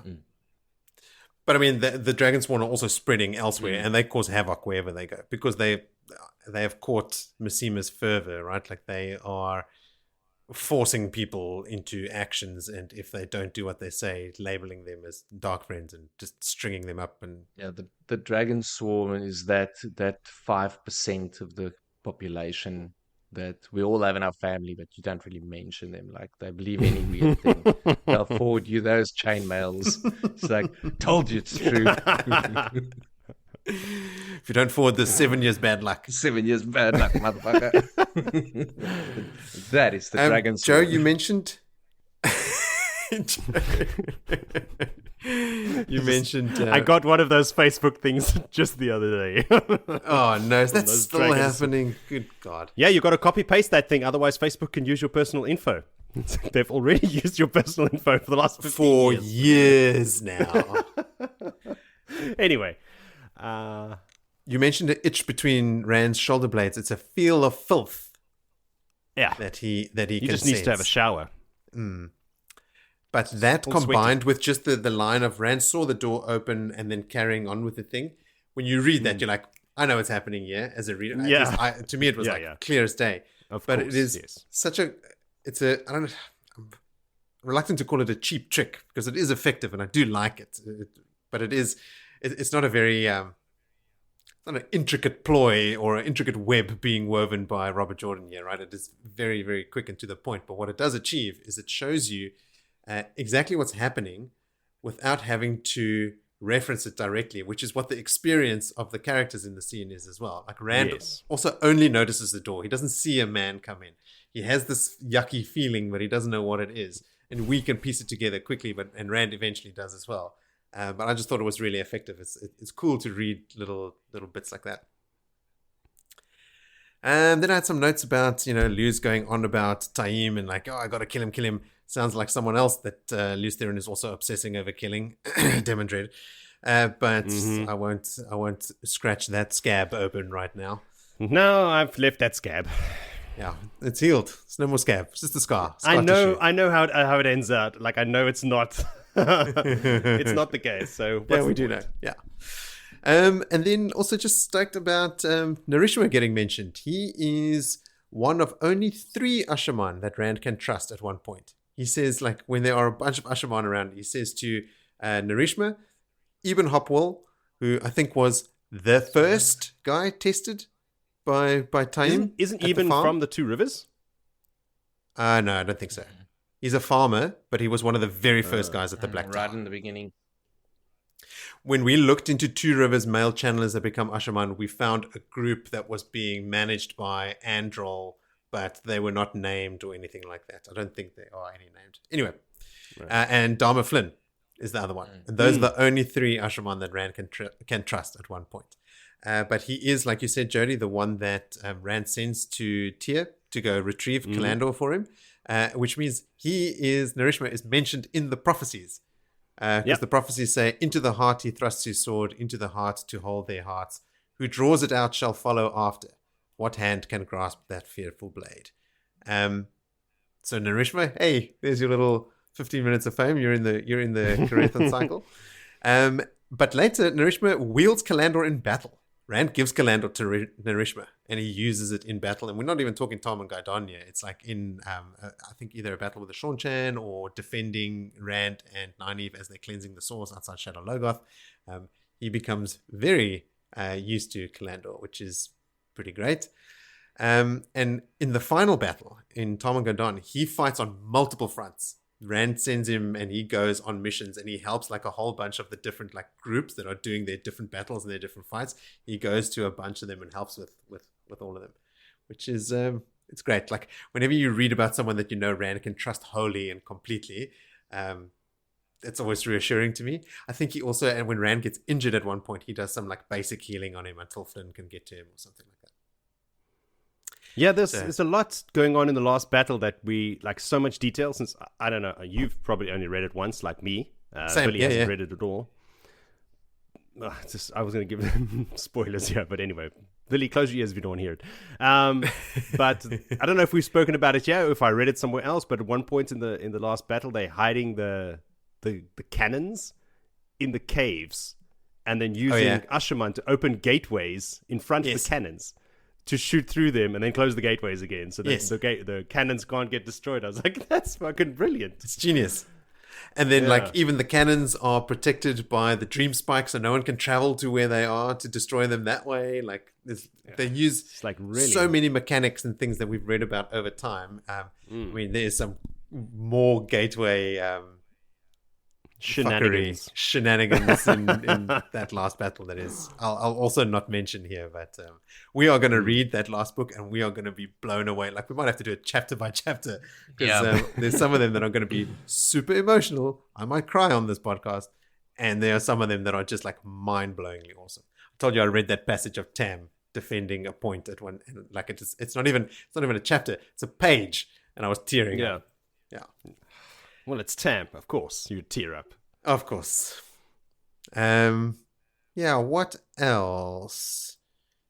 That's pretty much it. Just more stuff about Fain that we've already spoken about, so I won't expound on that. I think we can move right along to chapter 29, called Fire and Spirit, also known as the chapter for which I could not find a good segue. And we'll now just ask Willie to Fire and Spirit. What do I do with that? Come on, Robert Jordan. Because Nynaeve's anger is on fire and she has got very little spirit today. That's the best I could come up with there. Anyway, you guessed that it's a Nynaeve perspective chapter, and she is her lovely self. She's feeling ill. Life is not fair. Her weather sense is all messed up. It should be storming, but it's not storming. It's not hailing. It's warm. It's just everything is a mess. And she's been scrubbing fucking pots. Her and Elaine got a heavy pot duty session. They 28 pots deep into a 400 pot innings that they got to sort out. I don't even know. I think they cook a single pot per person in that place. So it's just like, oh, let me cook you something. Oh, I'm going to put it in a pot just for you and burn the shit out of it so that Nynaeve can clean it later. That seems to be the modus operandi. Any which way, I'm going to move off the pots. Nynaeve is Nynaeve is moving through the setting of Salidar, the little tower, and it's really a hive of activity. But for her, it feels like everything's slowed down. Like there's no forward motion. It's a little bit stagnated. She bumps into Brenda's and asks her if she's seen Leanne and Swan, because that is who she's after to carry on with her healing, the stilling business. And Brenda's quite emotionless. Also prompts her, like, how are you and Theodrin going on your block practice? So now we come into why Nynaeve is hurting so much today, because Nynaeve has got a hangover. Because she had a raucous night where she went and was supposed to drink sips of wine to see if they could drunk her out of her block. And she nervously drank, and then she's saying like, oh, I didn't know, but she started enjoying it, and then she started sculling it, and the next minute she wished that Elaine had dunked her head into a vat of water, but that's only because she wants. And then someone screamed shots, and it was all downhill from there. All downhill from there. But anyway, the fact that Brenda's asked her that just reminded her about that terrible evening, and she just moves off from that. Angry as she is, she gets surprised by Tom, and she's actually happy. Tom's back. That means there's some news. Mm. Poor Julian, at the sight of Nynaeve, is already ducking behind Tom. Takes off his conical hat, skies away. And Tom, of course, he's like, "Oh, no, you just look so happy. You're definitely not angry at all. Oh, in fact, you look like if you were to put your finger in someone's tea, you'd sweeten it for them." And that's just Tom Good old Tom. rowling her all the way up. And of course, with Tom's return, Elaine joins the fray, and it's all kissy huggy, and it goes a little bit over the top between the two of them. But as we've That's their style. that's their style now. At least it's moved to a more like father-daughter relationship and less of a romantic flavor. Ugh. Yeah. Anyway, Nynaeve is disgusted Romantic by this, flavor. and she asks her, "Look, don't you have a class to teach?" Because she's just also annoyed with Elaine now. Now, one of the reports that they got from Tom on his scouting mission, or whatever it was he went out on, that there's no White Cloaks really defending the river. They are being pulled all together. So the White Cloaks aren't a threat or even marching on Salidar. It's just they're out of there. But I don't know what the rest of his quest was, what else he was supposed to go and find out. But he's... Can I interject here? This is a thought I had in the last chapter. Is Padan Denial's change of plans in bringing all the White Cloaks back to Amadicia? Amadicia? Yes. Is it because of Fain's touch on him? Has Fain influenced him to do that? Or is this Padan's plan? Well, his Because he had overall everybody plan. spread out, and now he's like, well, then after Fain, he's like, no, everybody come back. It's an interesting thought. I mean, his overall plan is pretty vague, right? Like all he knows is that he wants to be the one that fights the Dark One and vanquishes the Shadow. He has sent Caradin to sow chaos. Now no longer in on the Elmeth Plain or in Tarabon or Ibudar. Yeah. What is that country? Doman. Aradoman? Aradaman. That's right. Thank you, Jody. I know you're looking at a map. But he has now sent them to where Gildan and more to the southeast. Is it not? Marindi. Galdan, Altara, Marindi, that area. I think Altara is a That's country where that he Salidar named is. specifically. So he did say, like, do it on the sly. So this is where we get Caradin and his men dressing up like Dragonsworn and acting on behalf of the dragon, like, stirring up more chaos. So maybe the fact that it doesn't look like White Cloaks are moving in that direction isn't because they aren't. It's just that they're not moving in white cloaks. Like maybe the White Cloaks that are moving in that direction are actually moving in civvies dressed as rabble. Yeah. Don't know. Good thought. Interesting thought. Possibly. Because he Sorry, did send some people into the Two Rivers. Like, Bornold and those guys were sent out to go do stuff, and then he did call them all back. Yeah, but that was Yeah, also the but last that time was- Fain was... Before that, Fain was with him, and then Fain moved with that whole rabble group to the two rivers. And since then, I don't think but that's Fain definitely has Fain's gone influence. back to the White Cloaks at all. He's got his White Cloak. No, but Dane Bornold and those guys were also already in the field after Fain had left, and Dane Bornold had left. He could have sort of like slowly but surely gone, because Fain's thing is like sowing mistrust. He specifically says they might trust their mother, but they certainly won't trust Althor. So if people become like Jody's theory, stipulates, if Padan Denial becomes mistrustful of everyone, maybe he's calling his White Cloaks in close because he doesn't trust everyone else around him. So it's a good thought.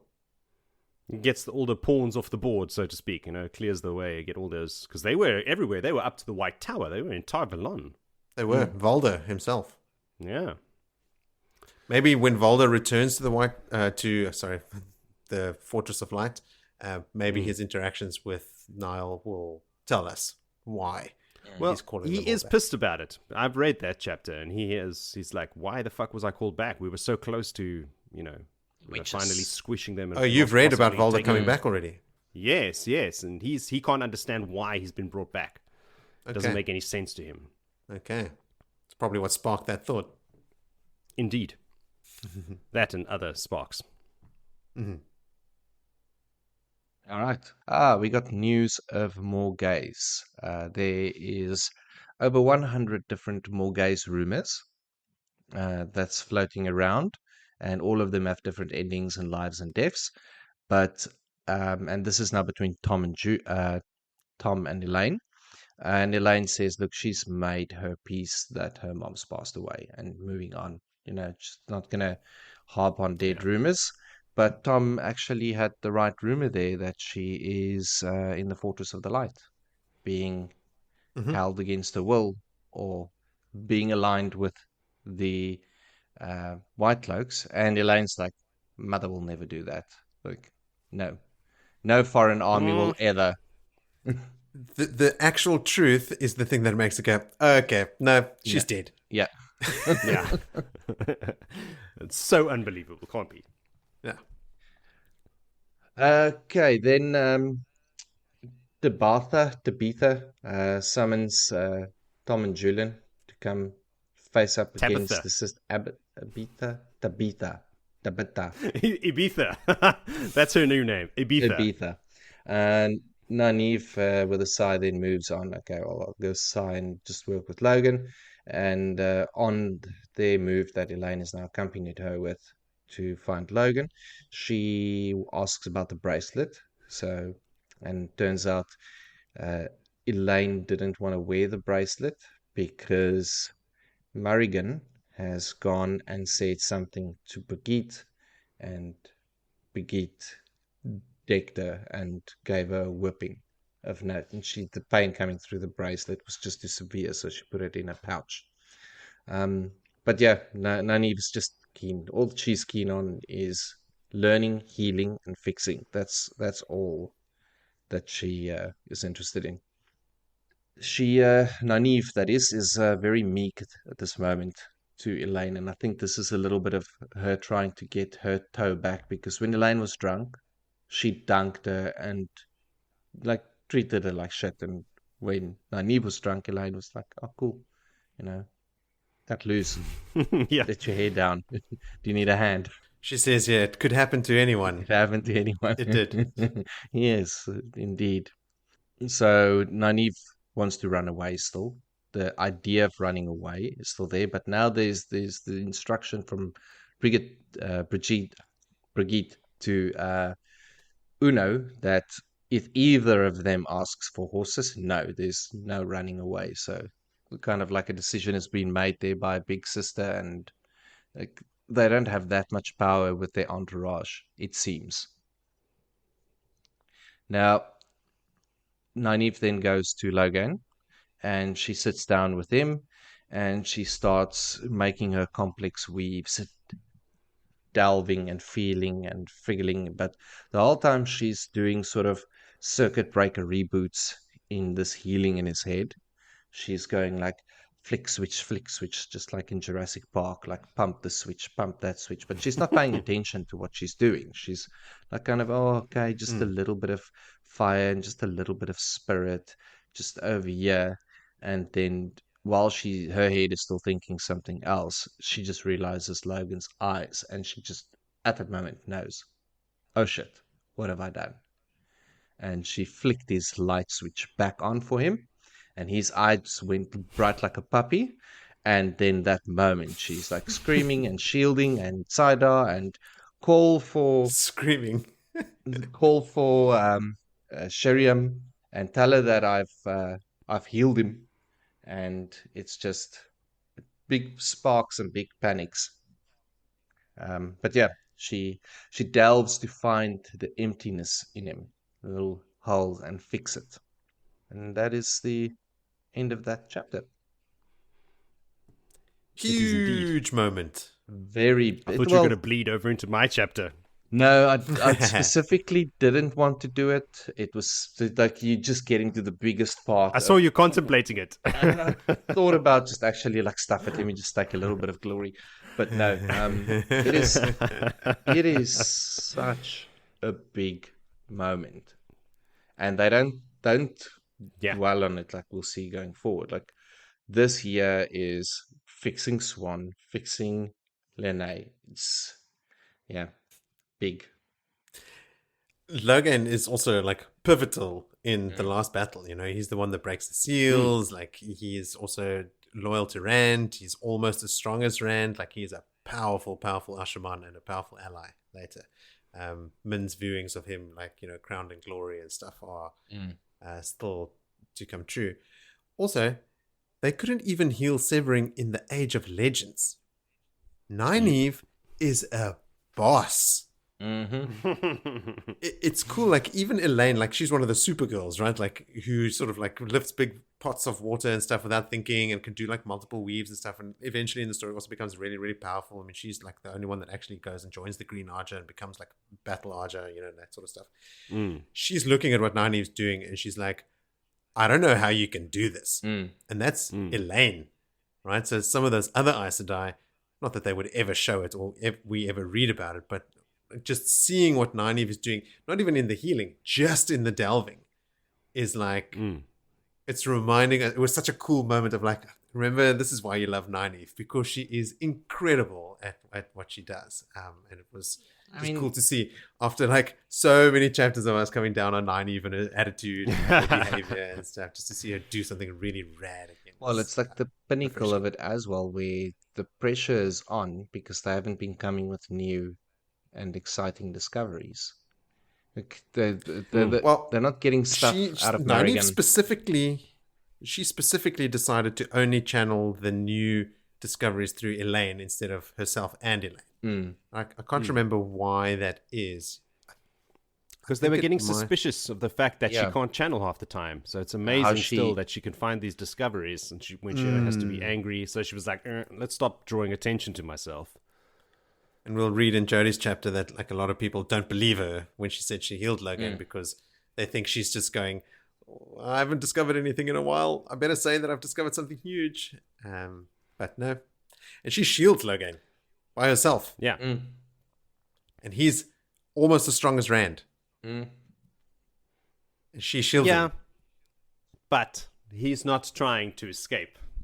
He's not. And she also shielded him before he could embrace the Source. Yeah, well. He flexes. She explains it. Like he flexes as if not like he's trying to break out, but like he is doing a big flex of muscles that he has not used in a long time just to see like they still work, right? But he's sort of like deadpan the whole time, right? Like he's not giving anything away.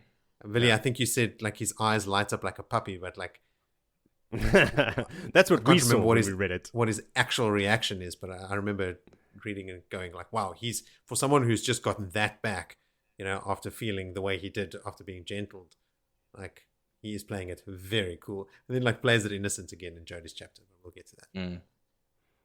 Indeed. I like the way that Nynaeve heals him. Like you mentioned about how skilled she is. Like the weaves are so complex that Elaine loses track of the different flows. Like she can't keep track. And she's doing this while talking to Elaine and like kind of like half thinking about other things. She's not even concentrating on it. Yes. Yeah. Like she's offhandedly doing this. Totally.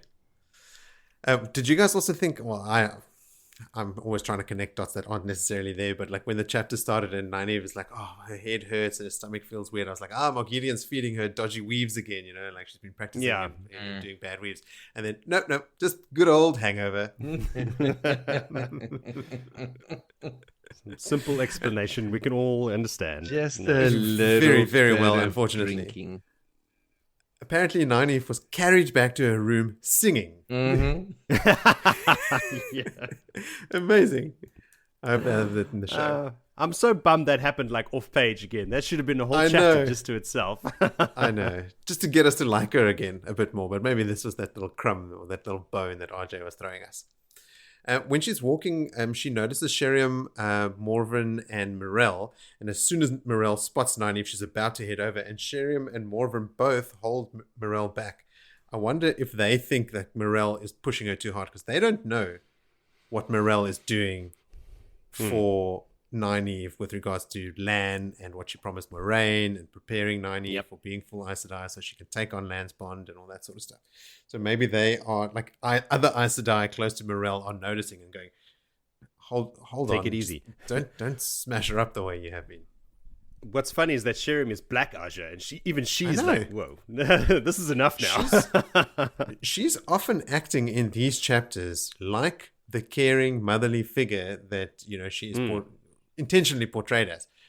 Again, sorry, Joe, I'm jumping into your chapter, but we're on the topic now. But like when Swan gets healed, right. Swan's like crying in her arms, you know, like she seems genuinely happy for her, or she's crying because maybe there's implications for, you know, if she gets, you know, stilled by the Black Arger or something, there's a way out. You know, maybe that's a threat that had been used against her or something like that. But certainly the way it's presented, she seems compassionate. That's actually a very interesting take. The idea of stilling is now not a valid thing anymore. And there's benefits to it. It's You can lie. huge. What's You just get happened stilled here and is fixed, and you're out of oaths and oath rot commitments, and I mean, there's a racket to be had here. including the oaths to the shadow, right? Yeah, oaths of the shadow, oaths of everything, and also reset. With regards to gentling men as well, like for 3,000 years, that's what they've been doing. That's their go-to move. Find a man who can channel and gentle him. Oh, that can be undone now. So now what? They're going to have to murder them? Straight up just kill them? Yeah, There's conversation gets real tricky. It gets real tricky in these chapters. Again, in Jody's chapter, they say, well, I guess we just have to gentle him again. And someone has the good sense to go, no. How can you? This is an ethical discussion to be had now. It's not just going to. All right. Well, let's have that discussion. Yeah. Let's have that discussion in Jody's chapter. What I did want to say here is, so the girls have pushed Moghedien for all sorts of information and weaves and that stuff. Have they straight up asked her how to travel? I don't think. Why have they not forced her to teach? Not. And they know she can. They must suspect that she can. I mean, they know what traveling is. It's a lost talent. Aes Sedai from the Age of Legends can do it. Pretty sure Nynaeve has witnessed it probably in Tel'aran'rhiod at some point when Moghedien's been showing up and disappearing and stuff again. Maybe not, but I still think they've got enough information to at least ask the question. And if they can't get Moghedien to show them how to travel, then what are they doing? Because like the whole thing is we got to get out of here, but how do we get past these Aes Sedai? Well, open a gateway in your bedroom and leave. Just fuck off. And a point that I hadn't even considered, but you're right. Like Nynaeve's like overarching motivation at the moment is get the fuck out of Dodge. You have a Forsaken under your control that you can. I'm doing air quotes for the audio listeners. Torture for information. So, I mean, make it teach you. This brings me back to actually a callback within an episode to the previous chapter where Rand is showing Egwene, or he tries to explain to her. I think Egwene even remarks on the fact how quickly Rand just goes, okay, yeah, no, this is how I do it. Like he tries to explain it. It's unsuccessful because of how Saidin and Salidar are different. But Rand was very willing to immediately give someone that he has admitted is probably aligned with the tower the ability to travel without thinking or caring what those implications could be for him and his own designs. Like he is very willing to just give that very important tool and serious power to a force that is not always 100% aligned with him. Which I Something else just occurred to me there with Moghedien and like torturing her to teach them the weave. They don't have to. She's got a collar on. They can just tell her to open a gateway. They can just use her to say you do it. Yes. Like there's so many possibilities. Yeah. Wonder why not. Well, there's a lot of things like that. Yeah. All right, Joe, we've spoken about your chapter so many times. Let's do it now. It's chapter 30 called Well, thanks for listening, Heal everyone. Again. All right. My chapter's done now. Oh, yes. To heal again, or as I call this chapter, oh, fuck, oh, fuck, oh, fuck. Because Nynaeve is holding the shield. Undo. Backspace. Nynaeve is holding the shield on Loghain and can feel him, as you mentioned, stealing my chapters, pushing against it. And he is very strong. This dude is. She's like, holy fuck. And this, I have to disagree with you, Moritz. I think that he has embraced the Source. As soon as she healed him, he embraced the Source. He's like, oh my god, I can channel again. And she shielded him, and that he's pushing on it because he's channeling.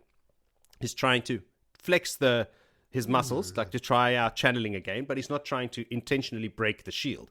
He's just pushing. I shall consult the texts while you continue with your summary. Okay, continue. And she has to literally push herself until it hurts. Like she can feel the pinpricks on her skin and in her brain that has on how much she has to channel to maintain that shield. And that's just not him.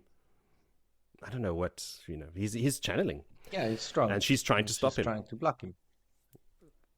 Exactly. Because it's like she has to channel everything she has to stop him from breaking out of that shield. And she's screaming at Elaine the whole time, like, fucking get out of here. I told you to go fetch Sheriam, and you are still standing there. Go, go, go. Loghain, of course, hasn't moved an inch, but just in case, Nynaeve also diverts a little bit of her channeling to flows of air to wrap him up and hold him physically as well as magically in place. A shield, I'm just reading it here. A shield that we have read about so far is to shield someone from being able to channel. Right? If you're shielding someone, if you're holding them with a shield, they can't channel. And that's exactly what the last chapter says. A heartbeat, and Nynaeve had all of Salidar she could hold, redirected into a shield.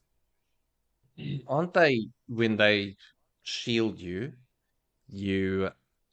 he's flexing to try and get the power then? Yes. Yes. Okay. Yeah. Right. When you're shielded, you can't channel. Yeah. That's what the shield. You're not prevents. fighting. It's not like the Rand in the box. Streams aren't crossing. Rand in the box. Yes. Okay. That makes sense. So it's like his will to channel is pushing. Yeah, he's trying to break few. Okay, I get it. Yeah. That makes more sense. I think it would have to be that joke, because I think if he had embraced the power, he could probably just overpower her with raw strength. I know Nynaeve is really strong, but men are generally stronger in the power if females are more deft and dexterous with their weaves and faster.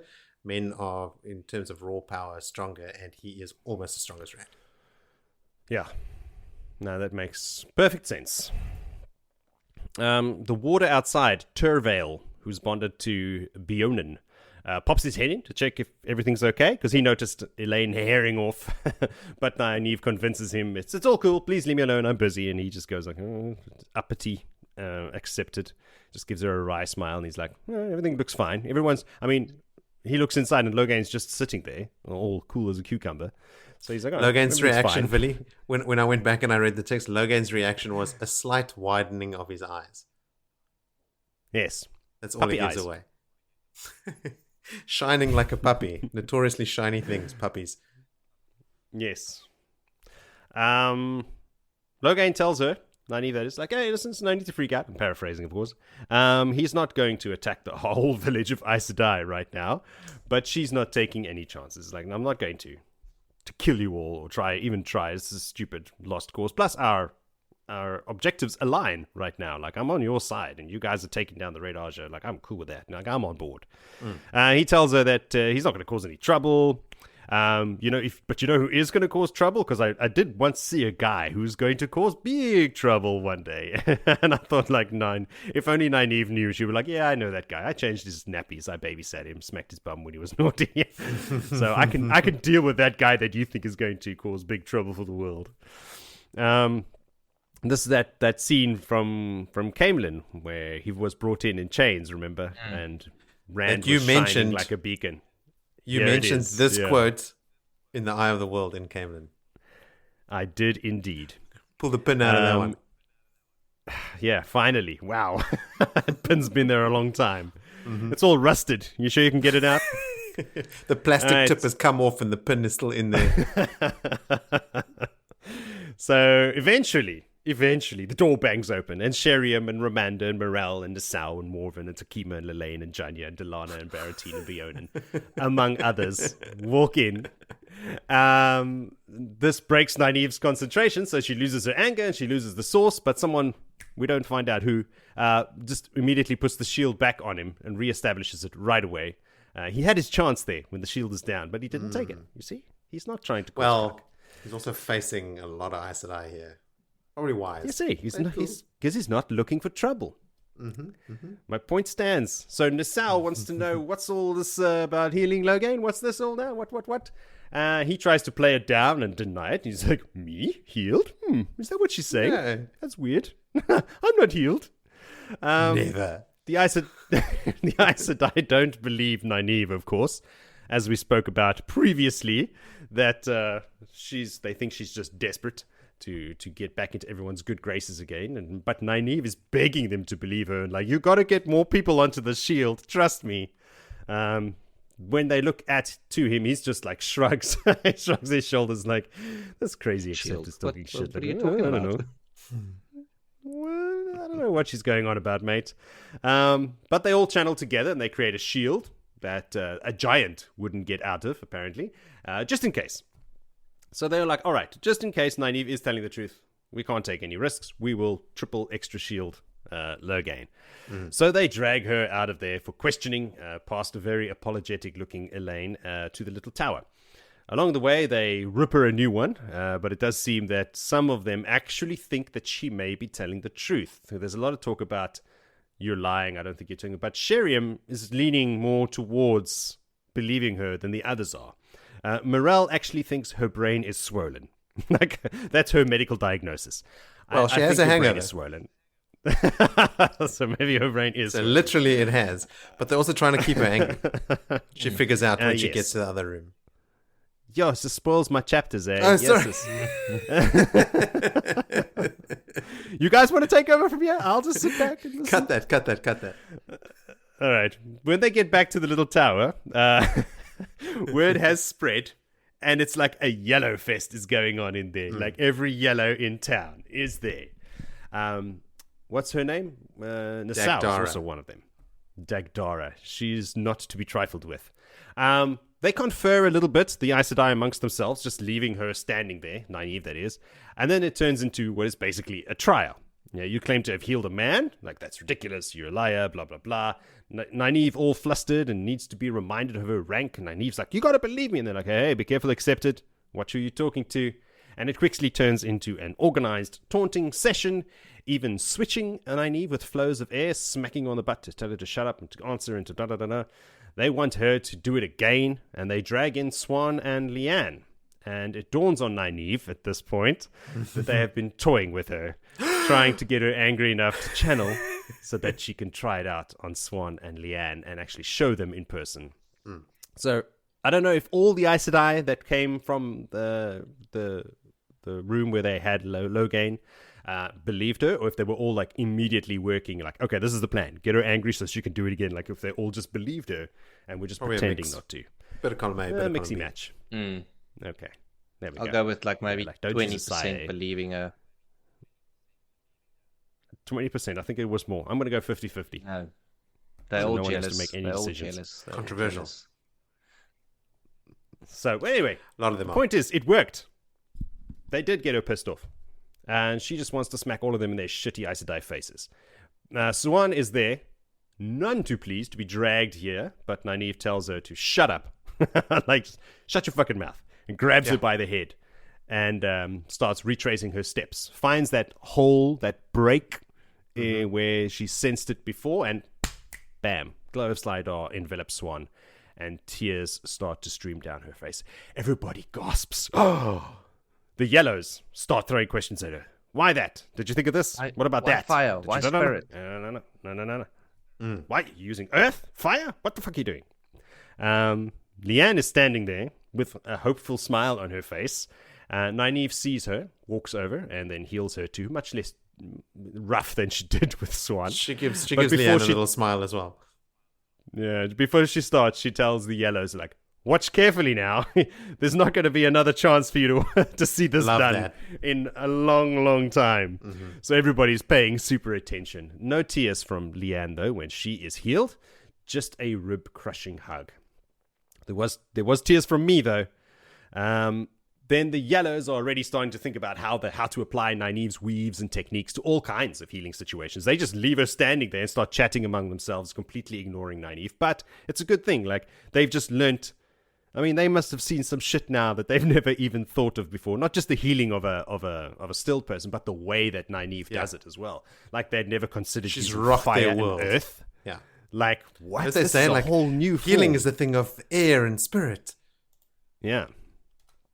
Like, Nynaeve is just blowing their minds, but they can see the potential. Thank God. Like, this is one time that an Aes Sedai is actually taking on new information and going with it, But they can see it, and they're like, "Oh, imagine how we could use that if we change that and tweak this. We could use it for that and for this." And like, so healing is just not like this is a medical extravaganza happening here at the moment. Morel notices Nynaeve standing there looking very, taken aback by everyone ignoring her. And she tells her, like, listen, no, don't worry. They're just super excited right now. You've blown their minds. The compliments and the praise will come. Just chill out. Nynaeve takes this opportunity to try her luck and get out of her punishments. See, she's tired of that pot scrubbing, She's like, I suppose this means I don't have to scrub any more pots. But Sheriam's like, no, my girl. Why would you think That's that? not how it works. What a silly girl. So now down to business. As we spoke about, some philosophical issues have now arisen with the healing of Loghain, and they bring it up like, I suppose we're going to have to gentle Loghain again, and the room goes dead quiet. So this is quite a dilemma, is it not? On the one hand, Nacelle, she brings it in, I think. She says, we want to support Rand, a man who can channel the Dragon Reborn, and we know that he's recruiting other men who can channel. But on the other hand, many Aes Sedai died trying to capture Loghain.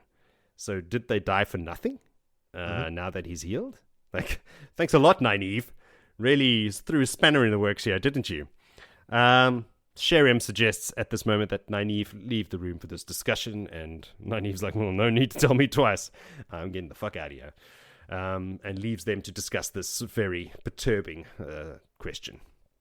Outside, she meets Elaine, who apologizes for telling the whole world. She's sorry. She got all excited. She didn't realize the room was full when she came in and told Sheriam, blah, blah, blah, blah, blah, blah. And Nynaeve's like, listen, don't worry about it. Just then, the whole world, it would appear, descends on Nynaeve. Every Aes Sedai that you've never even read their name of before comes crawling out of the woodwork. They've also heard. The word is out. Fighting over who gets to debrief Nynaeve first. She is dragged away by some random Aes Sedai as Elaine gives her a commiserating look like, I'm sorry, my girl. And off she goes. We jump over to Swan's point of view now. She's trying to keep her emotions in check. It's been a big day for her too. Her old friends Lelaine and Delana are so happy for her, even though they've basically ignored her when she lost her powers. I was thinking, like, with friends like these, who needs enemies? But she forgives them. She gets it. There's a strict decorum, there's a way, there's a line between Aes Sedai and non-Aes Sedai, and when you're not Aes Sedai, you're not Aes Sedai. Old bonds don't mean anything. And while she couldn't channel, well, she wasn't Aes Sedai. So, hang on a second. I don't know what I've written here. Spell check. Sees. Okay. Okay. No, I've written she's twice. She sees old Gareth Bryan from the corner of her eye while she's busy talking to her buddies, and she excuses herself from all the hugging and goes after him. Like Nynaeve, she also thinks she's free of her punishments, but nope. Gareth and Sheriam are, are on the same page regarding that. Gareth actually asks her, like, oh, I heard, like, she says, I'm healed now, I'm Aes Sedai again. And he's like, oh, yeah, I heard something about that. I suppose you're going to channel my shirts clean now. I'm like, whoa, mic drop. Maybe they'll be a bit cleaner than they have been. I was really sorry to see Min go. He doesn't give a shit. No, and he knew all along that she was making Min do it. Yeah, he is. You're not going to get to pull the wool over his eyes. And he's like, I suppose you'll just channel my shirts clean now. She gets pissed off, obviously. So she tries to lift him off the ground with flows of air, and then realizes at this point, like, hey, wait, I should be able to do this quite easily, so I am not as strong as I used to be. In fact, she is way, way weaker. Brian is unimpressed with this air hug, so she lets him go, and they have a little tender moment there where he notices that she's in distress, and she eventually asks him just to leave her alone, please, and he actually does. He just hesitates a moment and leaves her in peace, which is not Gareth Bryan's way to leave Swan in peace, but he realizes this is not the time. He has worked around Morghese for a very long time. Yes. 'Tis true. He knows when to leave and when to stay. So anyway, this is a major thing that Nynaeve can heal Loghain back up to 100% or close enough, but not the women. As we know, Salidar, Saidin, very, very different. And then we do learn later on that it is Shiva, was it? Isn't his name? Or what's his name? The healer? Finn, Dharma Finn. Finn, Dharma Finn, that heals women, and he can heal them back up to 100%, isn't it? Yeah. Or am I just inventing that? No, the rule is it has to be a member of the opposite sex that heals you, and they can heal you to full strength, but not the other way around. I was just thinking, what a cool little extra bit of texture. Like, it would have been so easy for Robert Jordan to just say, okay, healed, obviously back to normal strength, but no, he adds this extra wrinkle, like, oh no, it was someone from the other sex that healed you, so now it's only a fraction of what you used to be able to channel. Teamwork makes the dream work. Men and women have to work together. Jesus.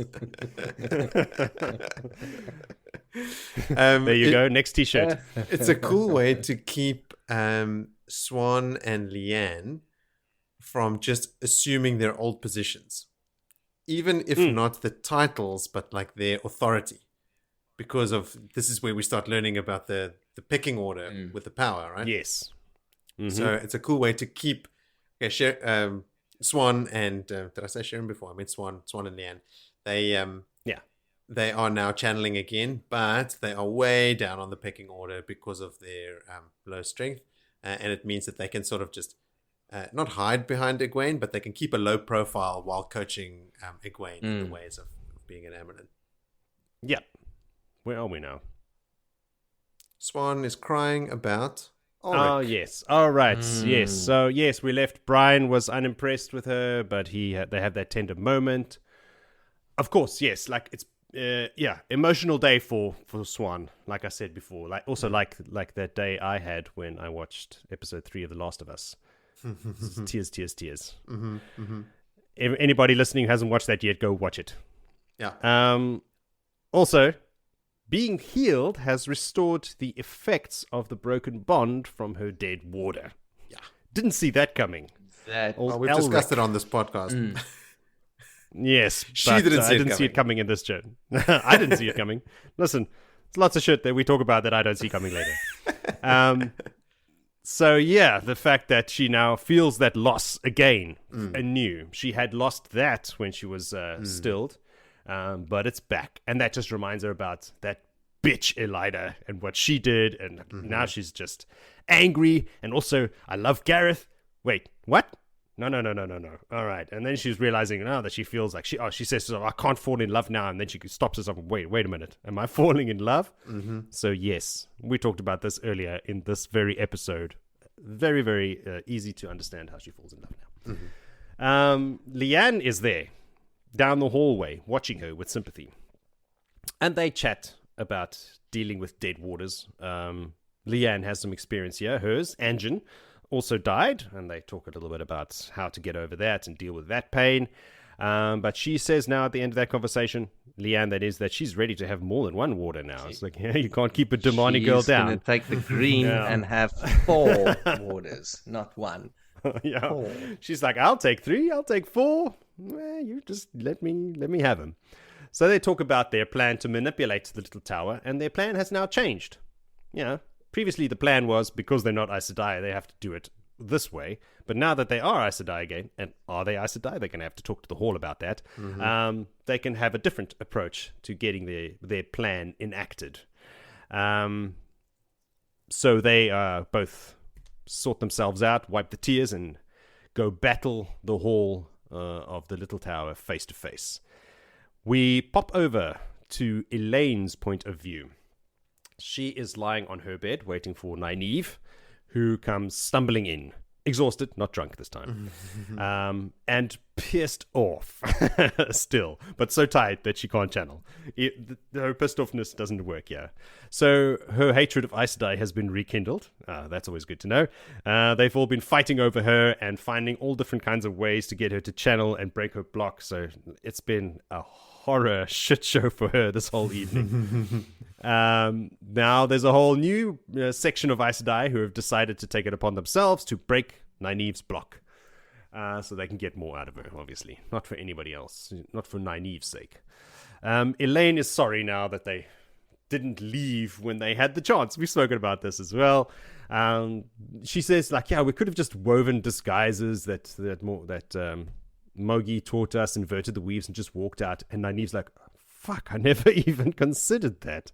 I was like, well, there's, like getting Mogideon to teach them a gateway, just, putting disguise weaves on their face. Like, there's a bunch of shit that they didn't think of. Maybe subconsciously they didn't want to leave. Yeah, Robert Jordan didn't want them to leave because there was some healing that needed to be done. The plot required them to be here. The plot required them to be there. But it's too late now. They are here now, and they can keep an eye on the other Aes Sedai. They might be able to influence them through Swan and Leanne to get to Rand and all of these kind of things. Just then, as if summoned, Swan and Leanne enter the room. They've brought a tray of food because apparently they know she's hungry. They've heard about what's been going on in town with Nynaeve. So they've come there with their most sincere thanks and appreciation and some soup for Nynaeve as well. They have met with the hall. You think that this is heartfelt? You do. It is to a degree, but there is an ulterior Aes Sedai motive behind it all. They've met with the hall, and they are officially Aes Sedai again. They had a big shouting match, but they conceded. Leanne has even officially changed Ajas, or is going to at least apply for admission into the green Aja now, so she can get those 4 warders. Swan's going to stick with the blue. She's put too much effort in with the blues. And then she was Caemlyn, so she was of no Aja, so she's gone back, basically. Neither of these two have spoken with these Ajas about it, but no one's ever been denied entry that requested it, so maybe the black Aja, I suppose, is the only one. But, it's officially not done yet. Loghain is still shielded. He tried to break free when he found out that they knew that he was healed. He's just as strong as ever, so they want Nynaeve to try again with them so they can get their full strength back. And Nynaeve's like, I fucking knew it was something. This food didn't come without a price. But apparently you can't heal what has already been healed. It's done. I'm sorry.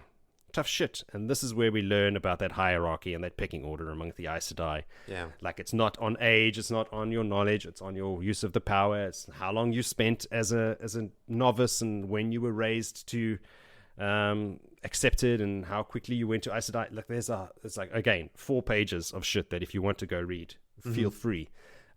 We all know that how this works, more or less. So, which explains why they want Nynaeve to try again with the healing, because it would increase their status amongst the Aes Sedai. Right now, they're so low. Yeah. So low down the rung of ladders at the moment. So, Swan and Leanne are also there to make a fresh start with Nynaeve and Elaine.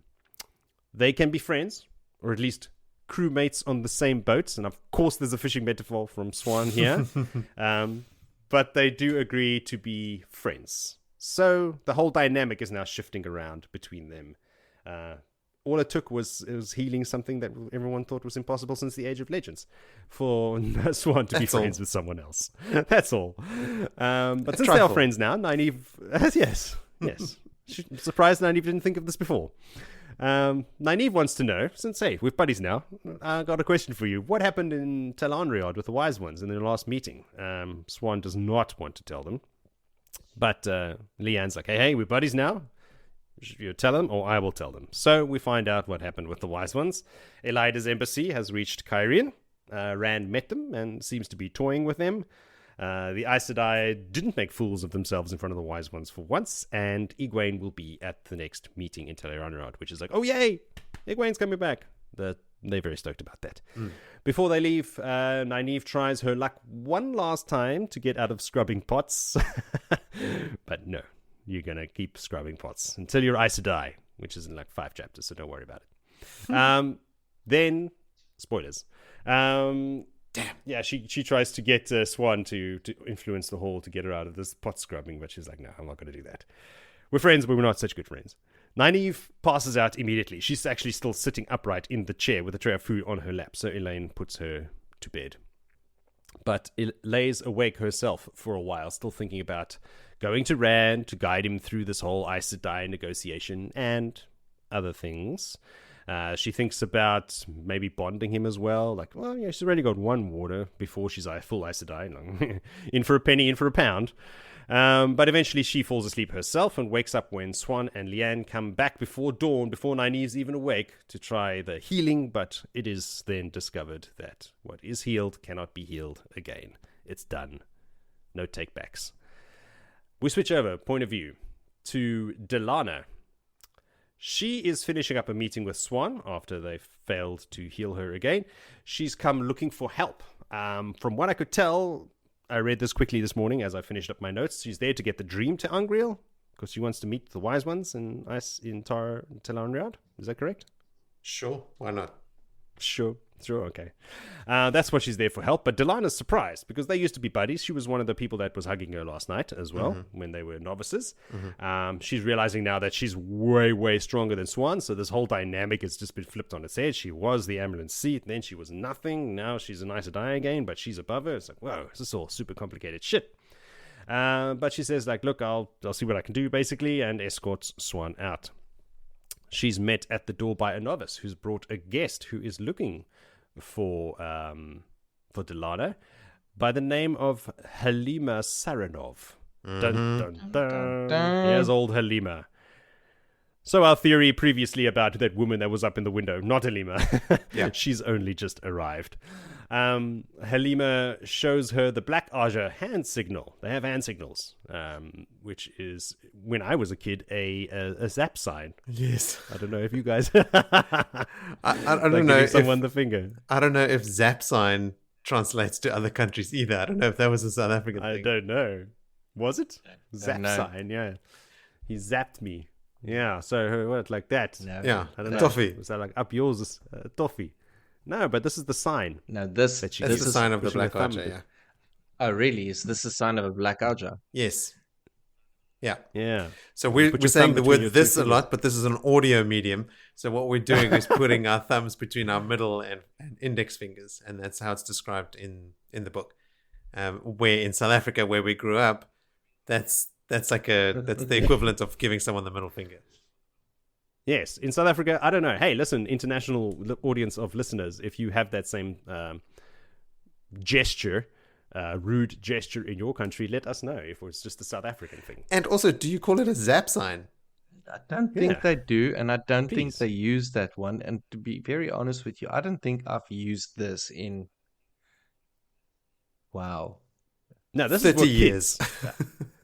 Like, yeah, this is you only do when you're a little kid, like that thumb through the fingers gesture. When you grow older, it's just the middle finger, and there you go. Yeah, there's only one. It's a gateway zap sign, basically, to the heavy shit. It still has the desired effect. We've all reacted exactly the same way to this thing. Anyway, back to the story. Halima's here, by the way. This is the big deal.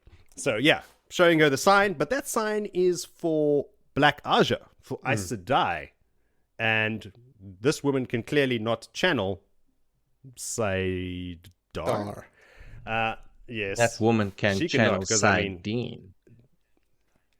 She can channel, just not what you think. So she's like, what the fuck? Because she's close enough, she can feel whether this person can channel or not. But you must think that, oh, well, she's pretty high up if she knows all the signs, things like that. So she decides she's going to give her a little grilling that Delana is going to give this Halima woman a grilling over using all of these signs and thinking that she's all uppity and whatnot once the novice leaves, of course. Halima dismisses her. She's like, gives her the backstory. She's like, I'm too powerful. And this is my backstory, by the way. You're going to introduce me to the hall and everybody. My story was I was the one traveling with Cabriana Mercandes, who died. Her water died too. Remember all of that shit? She tortured her, got information, and then murdered her. So she got a lot out of Cabriana regarding Semirog Salidar and tortured their her. plans for her. Was it Semirog? Yep. So how did she give We'll the get to that. information to Halima? Oh, fuck. Halima is Asan'gar Alright, or tough thoughts. Sarangar? Arangar. Arangar. Arangar. The So second one you Sarangar mentioned doesn't doesn't exist. We're just making up ones now. Halima, Arangar, and Balthamel are all the same person. Yeah, that's easy to remember. But anyway, so she knows a lot. She knows what Cabriana knew. She knows about Salidar. She knows about the hall's plans for Rand. And she's here to stay. She's here to guide everybody on the path of darkness. Delana does not like her. I'm like, well, yeah. Nobody instincts. does. And starts to push back. Like shit like, hey, you can't just come waltzing in here and tell me what to do and what not what. And she says, listen, if you gave me shit, I was told to tell you the name Asan'gar, which shuts Delana up right away. So much so she freaks out and just flops down into a chair. It's really startled her. She knows what that means. It means shit has hit the fan. Moritz, tell us about your plans, your theories. It's nothing too wild. But it was Semirog that was torturing Cabriana and her water. But also present there was Shada Haran. And then a couple chapters later, Shada Haran is there as Arangar and Asan'gar are given their new bodies. So I think Shada Haran is the connecting tissue there. He got the information from Semirog because she was there acting under his orders. And then he took that information to Arangar so that they could use it in Salidar. Oh, that around tracks. the Aes Sedai. But Delana apparently, and I don't think we've read this yet, or I don't know if we do, but apparently Delana heard the name Arangar in her dreams. So she's been forewarned about this exact situation. Yeah. So Black Aja everywhere. Yeah. Delana was buddies with Swan as a novice, and Swan from here on out actually starts to rekindle their friendship after being healed. Delana is a sitter, so Swan is probably rekindling that friendship so she can manipulate her. Swan is a chronic manipulator. But Delana falls completely under Arangar's control. But she votes to have Egwene raised as eminent seat, and she also votes in favor of war against the Tower, probably because that fits the chosen agenda, right? War amongst the Aes Sedai, great idea. Go for it. Yeah, and also raise an inexperienced non-Aes Sedai to the child. eminent seat who can be easily manipulated. Everybody's thinking, oh, I'm so going to manipulate her. Oh, this is where Egwene's arc finally starts taking off. Peaks. After being so goddamn childish. The wise ones really whipped her into shape. Thank God for those brilliant, lovely Aiel. Oh, have I mentioned that I like them? No, that's all news to me. Really? They are amazing. Okay, I've got a couple notes, not an awful lot. Did you guys have anything? Villy, did you have anything you want to say about what transpired here? Nah, I'm all set up. All tapped out. I thought it was quite tender how Swan and Leanne reacted to being healed. Swan gives Nynaeve a kiss on each cheek and starts crying, and Sheriam at that point also looks like she might start to cry. Which, knowing that she's Black Aja, like I said, there might be ulterior motives for her crying. That might be the implications of what that means for her. I don't know, like, Sheriam is being written in such a sort of wholesome, supportive way that it has me questioning, like, how long was she Black Aja for? Like, has she turned to the shadow here yet? She seems extremely repentant later in the story when she's found out as well, but that could just be by virtue of being caught out, right? Like, Yeah. she might not care until she gets caught. But we know from Varen and what's Varen's water? Thomas. They both are not actually, like, Thomas was a dark friend and wanted to convert back, and Varen gave him the opportunity by saying, this is how you're going to redeem yourself. And Varen also obviously, like, probably had to do some pretty horrible things to even become Black Aja. Yeah, man. So has real dirt on her hands and blood on her hands. So there's what I'm getting at is there's a road to redemption for Dark Friends, and I wonder if Sheriam was, all the way in, like your chosen types and your Tahims and those ones, or if she was sort of just like coerced into it and kind of wanted to get out, and maybe that'll explain some of this empathetic behavior from her. Anyway, speaking of Black Arja, in your face, Dagdara, you Black Arja bozo. She goes, healing is spirit and air and water. Why did you use fire and earth? Because Nynaeve is not limited like you evil cow. Just loved having Dagdara sort of after she's sort of like bullish in this chapter. Get that off your chest. And then later when Swan and Gareth Bryan, or as I have him on my notes here, G-Man, as they have their sort of their conversation in the hallway, when he notices that she's upset, his immediate reaction is he drops his like hard facade, and I think he like reaches out and touches her face or something. Like, yes, he is very obviously also invested here. This is why she's falling in love with him, because there's obviously been glimpses of that kind of behavior between them. And Leanne saw that. She was waiting down the hall. That's probably why she didn't approach. She saw that and went, ooh, I better not disturb her. Ooh, what's going on here? When Swan starts feeling a shock at all this emotion rushing back from Ulrich's death, she thinks to herself, it's not Gareth's threat about taking her over his knee and spanking her that is causing her to get emotional, because he's done that before. Yes. Is it the threat, or has he actually spanked her? He's actually spanked her. Okay, that's what I thought as well. Yes, we know Robert Jordan has a thing for spanking woman. It's quite clear by now. It's part of the culture of this future time. I also had a bit of a chuckle at like how everyone's awkward when Swan and Leanne walk into the girls' room. They're like, no one knows if they should stand, or like, are they Aes Sedai? Like, how do we treat these people that have been healed? And then eventually Swan and Leanne actually like ease the tension by just sitting down on their beds and like hanging out with them. And at the end of the day, like it's a pretty good outcome for Elaine and Nynaeve that they now have friends. Like they all agree, okay, we're friends now. But Swan and Leanne are now in a position of more power than they were before. They're Aes Sedai again. And they still just accepted Elaine and Nynaeve. So they're pretty powerful friends. And I think Nynaeve has just bought them a massive amount of credit by, making them Aes Sedai again and giving them back that thing that could potentially have killed them. If they were still for a long time and they lost all their drive, they could very easily have died eventually. Yeah, but that's what Swan says as well in that scene when she's explaining that to Nynaeve. Like, I thought that I was still alive, but now that I can channel, I know that I really am. Like, she tried to convince herself she wasn't dead, but now she feels alive again. So yeah, she could have maybe fooled herself for a while, but not for long. By giving herself purpose and drive again. It's only a matter of time. Eventually, yeah. Go Nynaeve. Okay, that's everything from me. Are you guys all done? Should we head on over to favorite moments? Oh, shit. Willie first. Why, Jody? Why? Lots of favorite moments in this one. I mean, we all know what the favorite moment of all of this is. And I'm gonna claim it. I'm gonna take it. Nynaeve healing, stilling, and gentling is the favorite moment. It is the topic of the week. I mean, indeed. It's huge. We don't have to go on about it. It is massive. The implications are huge. What it means for, like we said, even for like potentially Sheriam and her ties to the Black Arja and whatever might have been used to threaten her. Obviously, women and men that have been stilled and gentled thus far. The magnitude of the fact that nobody in the Age of Legends could do it, and here Nynaeve, not even full Aes Sedai, is doing it while distracted.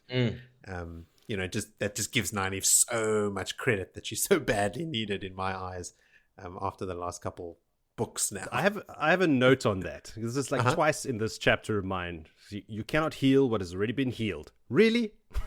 For 3,000 years you said Stilling couldn't be healed. Everyone was adamant about that. So now all of a sudden this is the way it is. It's just happened once. Like, come on.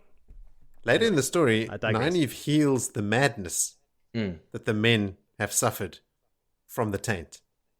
She calls it like pulling thorns out of their minds and stuff. Like, that's another huge one, right? Like, I think it's after Rand cleanses. I don't know. It might be before or after Sardine, but like, Probably after, because it would make no sense to do it beforehand. They're just going to get dirty again. true. Might buy them some time. Now, I suppose it's better than not doing it. Yeah. If I can not be mad for a little while, I'd appreciate it. Yeah.